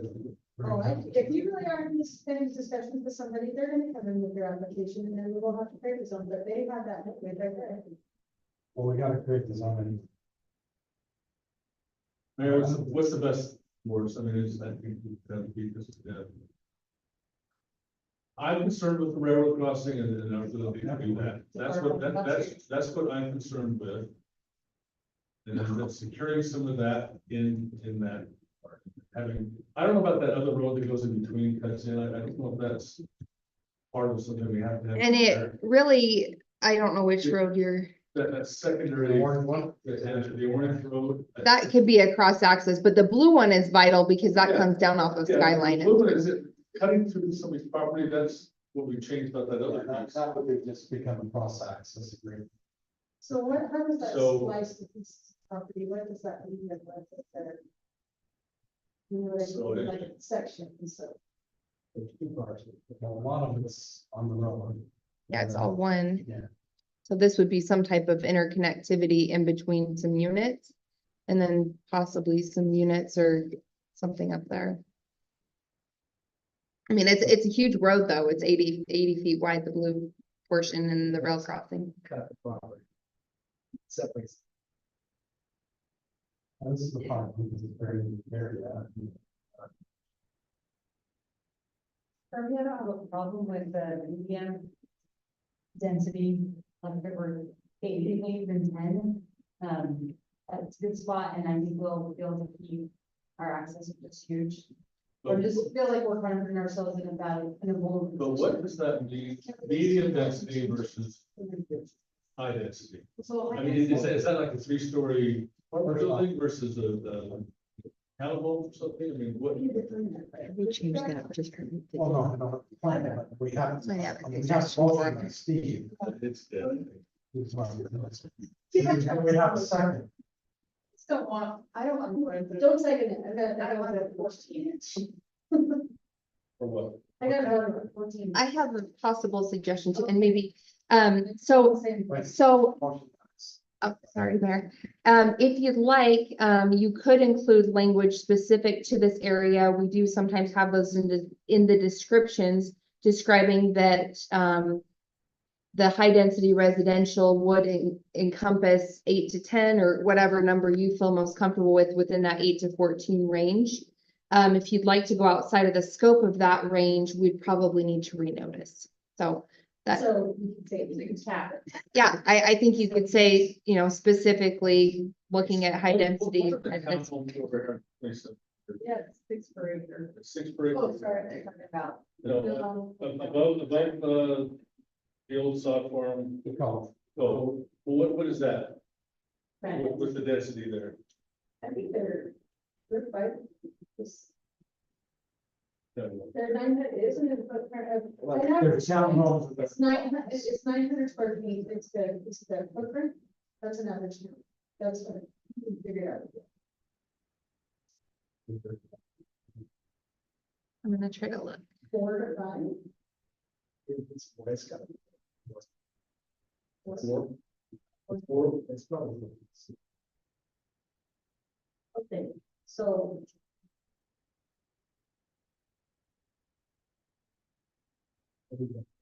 Just pulling up the map.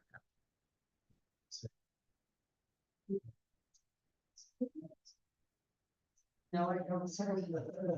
No, I don't, you said, yeah, go for it. Well, I thought I did.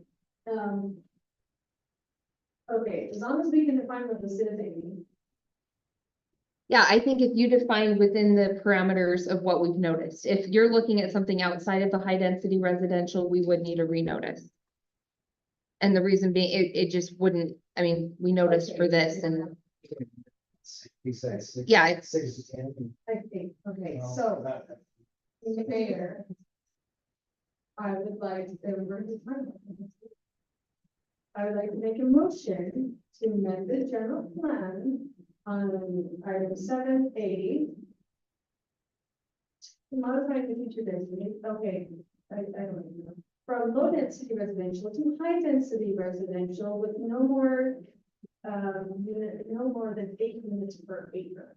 in this specific In this area. Specific area.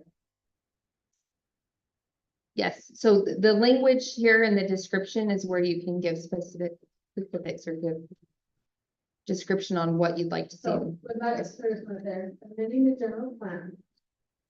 Well, modifying isn't amending, yeah, amending the general plan of the 9 acres of land on the west side of Highway 89 there. North, low density residential, the high density residential, meaning no more than 8 units per acre in this specific area. For the next 23 years.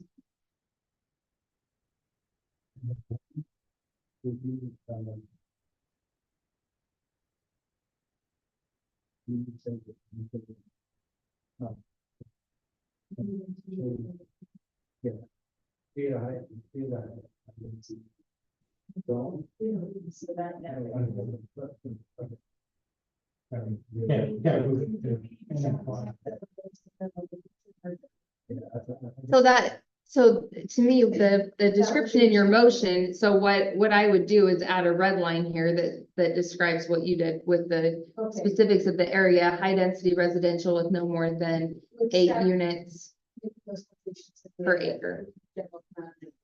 Laurie, can you read that? Amy's written it down. But it, basically, you're amending the general plan from low to high density with no more than 8 units per acre in the specific area. I'll second that motion. Better job than I did. 2024-16. It's only this part. Only this part. Roll call. Mhm. Mary, Yes. Gary, Yeah. Meredith, I don't know. Yes. motion carries. Second one's easy. Okay. You So 7B. It's only. When we call this, discussion of possible action to consider the plan consideration of general fund amendment to modify the future land use map and future designation of approximately 28 acres of land on the west corner of 2700 North and US 89 from general commercial to mixed use. So we probably have to say the south of this. That's, and then the whole one more. Ordinance Yes. 2024-17. Amy's kind of already presented that. Are there any questions? So we have that changed. We've never changed it. We just created a new zone. Okay, so we've already created the zone, this change, so I'll make a motion that we. Proposal A. 7B. Sorry, I did this to planning commission too. I know. Okay, 7B, but. Same thing to planning. As stated previously in our. Ordinance 2024-17. Second. Motion by Gibbs and second by Harrington. With discussion. Roll call, Harrington. Yes. Yuri. Yes. Mary. Gibson. This does not change anything we've already done. No, we already So, figured that. But we will need to come forward with rezones on these items. Yes. There. Motion carries all in favor.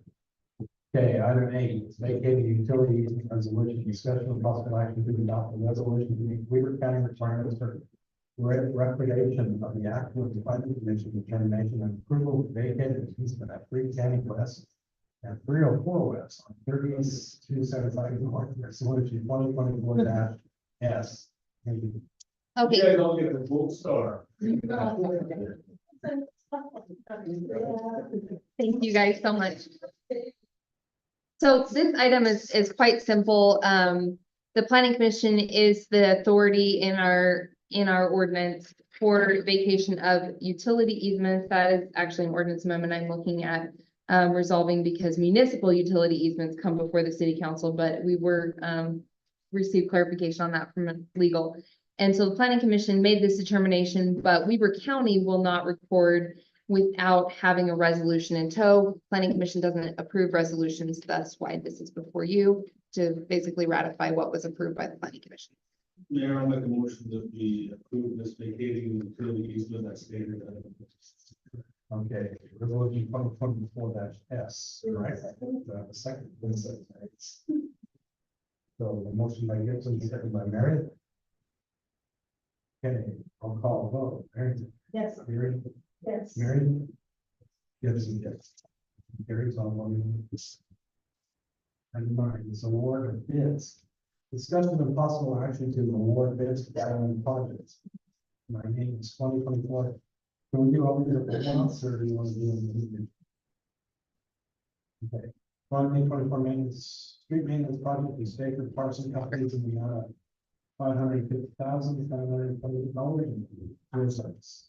Those ones are on your desk out front. That's for bid tabulation. And it's a process. Or right under your red folder.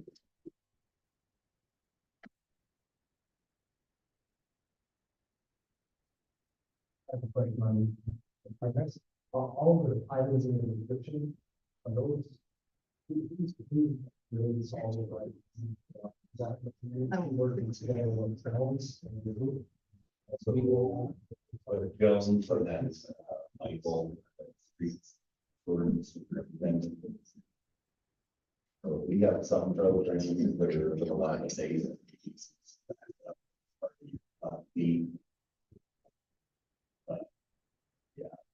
Some of them, there's sidewalk hazards next into that. There's 5 different budgets covering the entire project. Class B, your pumps covering the tip steel, pump fees for maintenance of roadways. There's a parks element in there to seal Longman Nature Park, just trying to get some of the other areas that have been lacking maintenance, but just like we did on the last project at Shady Lane. But we're just going to dig the back, trying to seal up all those parts and parking lots. They're only separate. Yeah. It's supposed to be internal. Because they're thinking one thing and the other person enforcing something. Yeah. Jones will make recommendations, depending on where it's coming, but generally we provide the map, the type of application we think we want to do. This is our budget we're trying to stay under, so luckily Parsons keeps coming in at a low bid and giving us an amazing deal. We actually scaled back and started trying to get based off of that. Yeah, that was 166,172.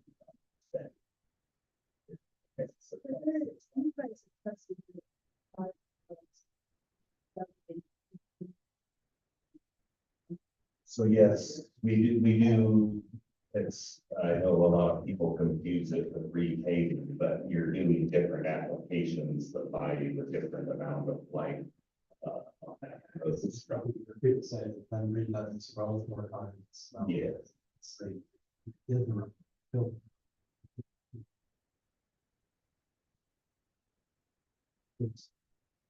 Yeah, and so common practice. Even sometimes. Yeah, common practices, you pay and then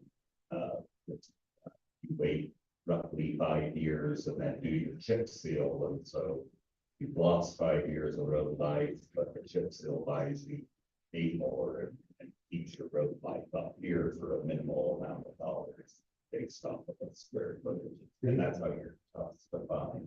I know this started, I will make a motion to approve A, B, C.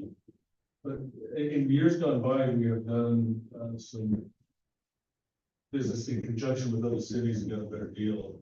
I'd like to look at that maybe next year for some of our money. Be able to do some, Yeah, we talked about it, we met with, so if we can just coordinate that next year. I don't see if know. there's anything we could do this year. They agree, it's a grand. So just, I think that's safe. I can't remember exactly what you said, the same as quite a bit doing, I think when we wrote a bill, certain things we did. The equipment's already here. I think that should be done every. So I would like to see that, and I don't think that included in any of this, but. No. Because of the location. Mayor, I'll make a Sorry, motion. super quick question. So when you say 2 inch overlay, is that redoing the road? Is that, what does that mean? So the 2-inch overlay, you're essentially trying to buy yourself more time, so, or smooth out the road, some of them call it, the 2-inch. Considered a level. So like 2550, that's why it is called out. We've got subdivisions in Harrisville that, built out at different times, and so you have different lights of road sections for all of 2550. You're not rolling that where you have to put it over. Yeah, you're coming in and like they taper off, and so the intent of this year's project, we historically did do it. That's why those interlocal, we got tracked with North Ogden. Is because we had to skip years to save money, and then your budgets are on different. They're trying to go out in the fall. Our budget for where we were saving to do 4,300. We were putting it out in the spring, and so there are complications that budgets and different city policies and procedures. They have a more flexible purchasing policy where once budgets are set, they can kind of move at their pace and not come back and So makes it just, more flexible. and just one other point I want to bring up is that we are, we're subbing out our crosswalk project, which we've never done in the past.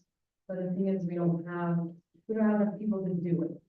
So yes, like we look at like earlier tonight, talking about increasing taxes so we can cover more people or cover more staff, like it's one of those things that like.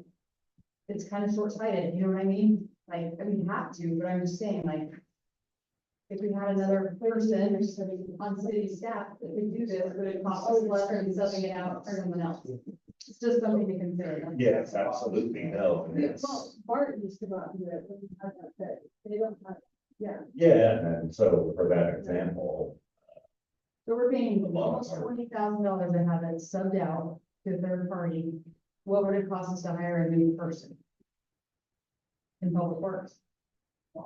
Would have to bet that. And what would it cost to keep somebody? Because how many people are we down right now, Tyson? we're down to 5. That's what I'm saying, like, oh, But you lost You want. 5, no. We're the current at 5. So That's right. this coding, did you code this crosswalk, or that's not, is that? So, yes, yes, you should have a staff report for it. It's in your packet. So one thing with the crosswalks, us doing it, we had Elevate stencils. We were generally spending, that department only had 2 people, and you were essentially giving up your stormwater duties. That was almost a month-long process for those 2 people, and that's your entire street storm department. For a month. Whatever it takes to pay them. Yes, so there's things that are, I would call it hidden costs that were, they weren't out their jobs with. So yes, you're paying the 19 up front, but you're getting the current MUPCD. That was another part. We've spent quite a bit fixing crosswalks that didn't meet. They weren't the right width, they weren't the right heights. Updated crosswalk. So there's a lot more that probably should have been going into those cities back then, but they were under different circumstances, so. Speak of Let's go back to, A, which is the. Five, would be seven. Maybe long ones. I gotta call them. I'm still not to, so. Okay. Mayor, I'll make a motion to approve, number A, 2024 stimulus budget, work with Sacred Parsons and number 5. I'll second. Motion by Gibson, second by Arrington, all fair say aye. Aye. Any opposed? Carries on. Item 9B, striping crosswalks project, and I'll start striping in the amount of $19,500 per month. This covers all of them, all of Every these. single crosswalk. So this is, yeah, you're right, around 40. Yeah. Yeah, and that's why when it's in the, you get calls and they were asking for them in generally unwarranted places that have a cost to it. And that's something you lose when you're painting them yourself. And not That's gonna supposed to be 1,300. Yeah. Yep. That I'll was do in there. it's for the children. I can make a motion that we award the bid for striping crosswalks project to All Star Striping in an amount of $19,547. This is gonna be for the drivers. For the children also. Yeah, so we knocked out everyone, but Motion by Arrington, Not second getting by late. Gary. All in favor, say aye. Aye. Opposed, motion carries all. Mayor, I've got a question on C. Nine, let me call it. Oh, 9C auto read meter project to Hydro Specialty Company in the amount of $49,728. There you go. So since 2016, approximately 24 other services have been converted approximately 1,200. So this will be for. How much longer is this project? that, I think we're at 50 a year. About that. 50 a year, we have. Well, so we have another 1,200 to go, but. That's about 1 5 years. There's different types, so like this one's your endpoints and registers, we're just trying to make a move. So they've changed out, all your dates on. Back to the 2016, we were operating a huge portion of the city with 20-plus-year-old meters. So maybe I have a question on, is this going to, this science, whatever here is, are we gonna be out of date on that? So you Every guys time gonna- we switch them on. I'm serious. Fiber ready, like, seriously. So the endpoints, I mean, the endpoints, yeah, Get up fiber. that's part of your service fees that you're paying into their. They will, I created an update also. Supposed to be good for. She's like. So I mean, I know this has been a project, but I just hate all of a sudden we get to the point of, oh, we don't. That's how they take all that. We don't do that. Well, we still need to upgrade from the last 50 years, so. Yeah, at some point, I mean, the original back in 16, I believe, if you were just to hire it out and got over in, 6 months, you were talking $1.2 million. And our staff is doing this. Yep. These are just buying. These are So we just allocated an amount and. Yeah, So this is budgeted, so Mayor, I'll make a motion to approve item number C. Where's the budget? That's in in the water department. it's in water. So it's not part of the. No, Yeah, let's not have a water before you know your water. Yeah. And I think that saves us a lot of water.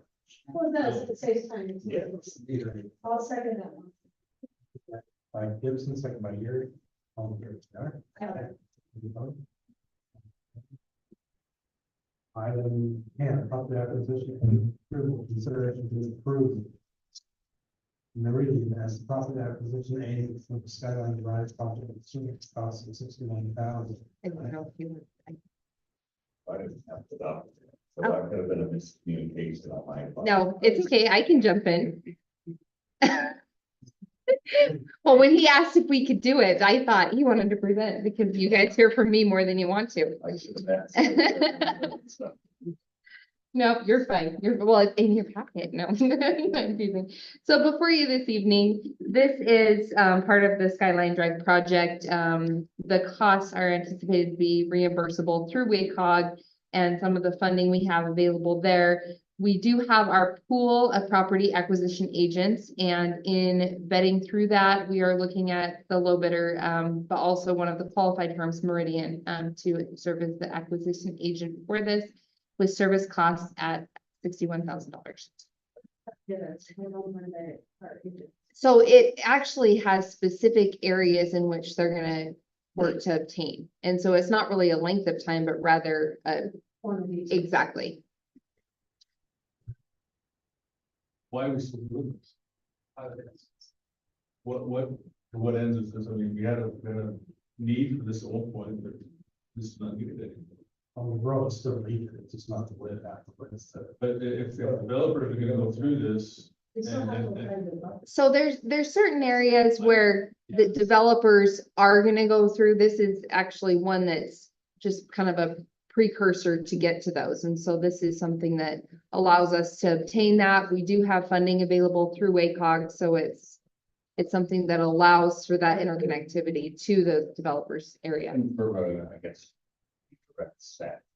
This is the dirt road from. Well, dirt road area from 900 west to essentially the state or Parsons Gate. So it's constantly called in. I think it's been an issue for police, an issue for us, because you're trying to hold. People accountable on private property. Elements right at the same time. It's not Well, just the developer that owns that road. we've had, but I know, but I thought this was. Maybe buy it and preserve the right of way when we can, I guess. But, and this is not the people that, I mean, we've had some problems with it. So this is. No. This is different, and why are we paying them? Is this their commission on that, or is this plus that, are they getting commission plus? No, this is an entirely different, so we went through that RFP process and established that pool. So this is an entirely different group. And it is the cost of their services, and in, I think, the packet, yeah, exactly. And in the packet, I think we put the bids for the others and they were on the It low. just seems like you don't get anything for that. And I know I'm speaking in days gone by, but So it's just, it seems like we almost just do somebody it's else. this little page here, but it has the different fees. And so the other companies that bid for that have 92,555 or 550, 70,500, and then How Meridian. much money do we have left there, already in that? In our usual fund by. This is WACOG funds. I don't know how much we have. Okay, so we saw some property acquisition. correct? Yes, So it's just going to, and we've coordinated with Brooke on this. okay. So, and this is a lot of. So the work. I hope it's worth it. It's like a student study. So money goes up. Got a real pricing. What is the low cost of our people, right? Yes, yes. So, and I don't know what page this is of your packet. I guess you go backwards instead of forwards, but it lists them out here. So they have the appraisal costs included in this, the acquisitions, appraisal reviews, document preparation, and then any direct staff costs that are involved here. If you go into your email, those meetings, studies, requirement, you probably can see this. At least what. Well, and I know it's a great thing, and this is, we're still paying money. Oh, and it's still taxpayer money, absolutely. Yeah. Just like Sarah said, we would burn and just seems like we just been digging in the mud. It's a very different group. So this group would be coming in to bring you, just like we've been doing on those other property acquisitions. So, you know, they're gonna approach a parcel, put a packet together, how much they'll, that for that strip of right of way is gonna cost. So there will be costs that will come with this or that right of way. Right. Yeah. He has to go build the packages and get the number. Took like a lot Deal for with that. the property agents.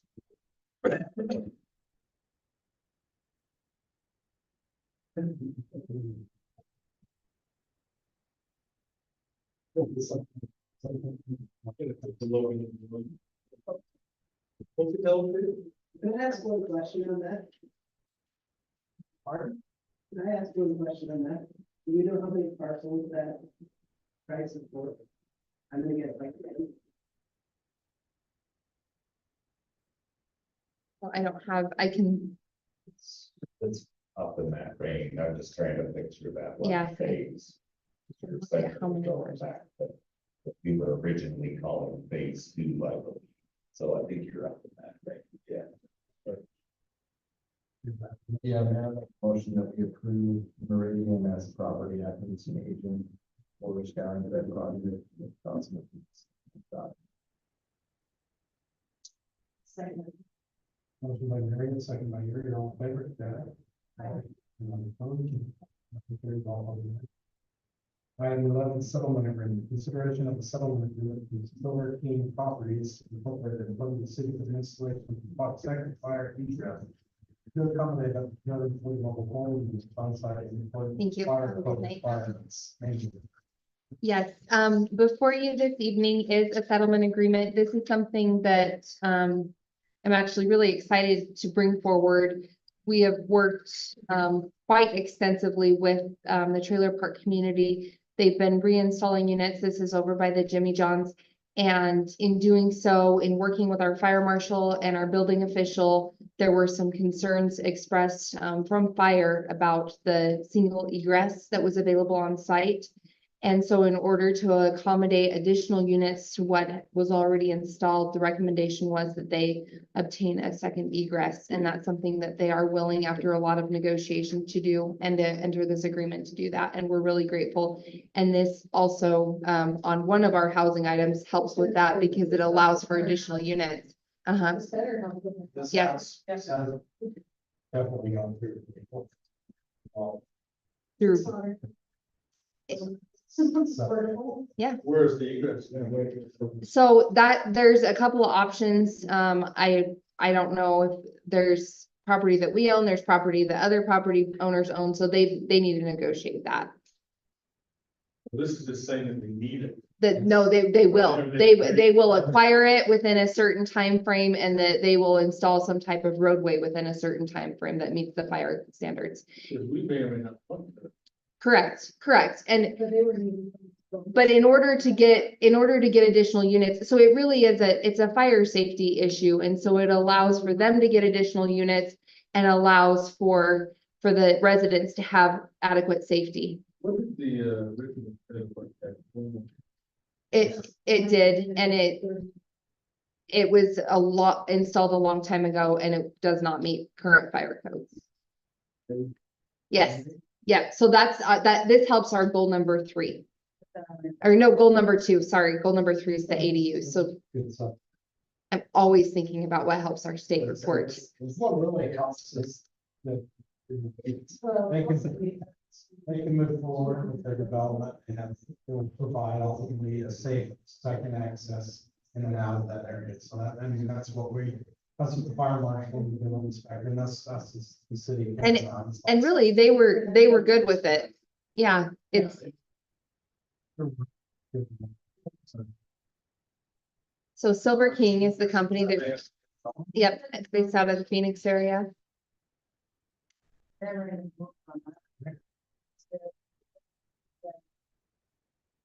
Going to the settlement agreement between Silver Line Properties and Public Facilities for the reservation of second marriage.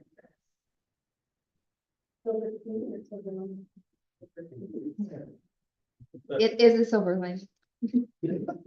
Everything second by Anderson.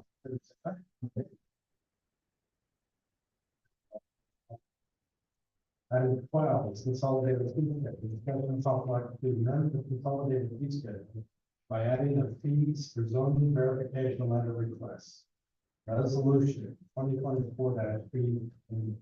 Yes, thank you so much. I will be very quick on this. This is an amendment to our fee schedule. as we have found with all of the amazing growth that is occurring, a lot of requests from lenders for zoning verification letters. These take a bit of time from our planning staff to be able to compile. They're usually asking for specific information on a specific lot on different allowed uses and to submit a letter. Tammy, in talking with some of the developers requesting these, they said, how much does this letter cost? And so she looked up and saw, oh, other cities are charging for these, and these usually take me a good 45 minutes. We probably should have a fee in place for this because it is taking staff time. And so that's the recommendation, to have a fee for $75 to provide this formal letter from the city. What? $75. I'd like to make a motion that we amend the consolidation fee schedule by adding the zoning verification letter, resolution 2024-T. Motion by Harrington, second by Gibson. We'll call vote, Aaron. Yes. Gibson. Yes. Mary. Yes. Excuse, Gary. Yes. All vote. Motion carried, all voting yes. Hey, I was it. Man, That is information that I think you want to. The way? Resident or somebody, yeah. Oh, they actually can't. So what it is it's typically from a lender, and they want the city's logo on it. They want a city person to sign it and say they can have this type of use on the property. And so, yeah, and typically, you know, we will give information. If they call and say, is this allowed in the zone? We freely give that information, but to actually create a formal letter and send it to a designated party, it does take time. Hey, next item, we're going to kind of skip the other bit of this. However, we have had a situation arise where I need to go before we maybe seriously not, but to consider the competency. Character and competency. Yes. I'll make the motion to go into, do we close the meeting first? No. No. The motion to go into a closed meeting for character and competence. I'll second the motion. Yes. Yes. Right, yes, Gibson? Yes. Okay, thanks you. Next time you guys need to bring popcorn. We've discussed that many times. Thanks for coming. What bit of it? There's stuff to go to. Yeah. I mean, the chief.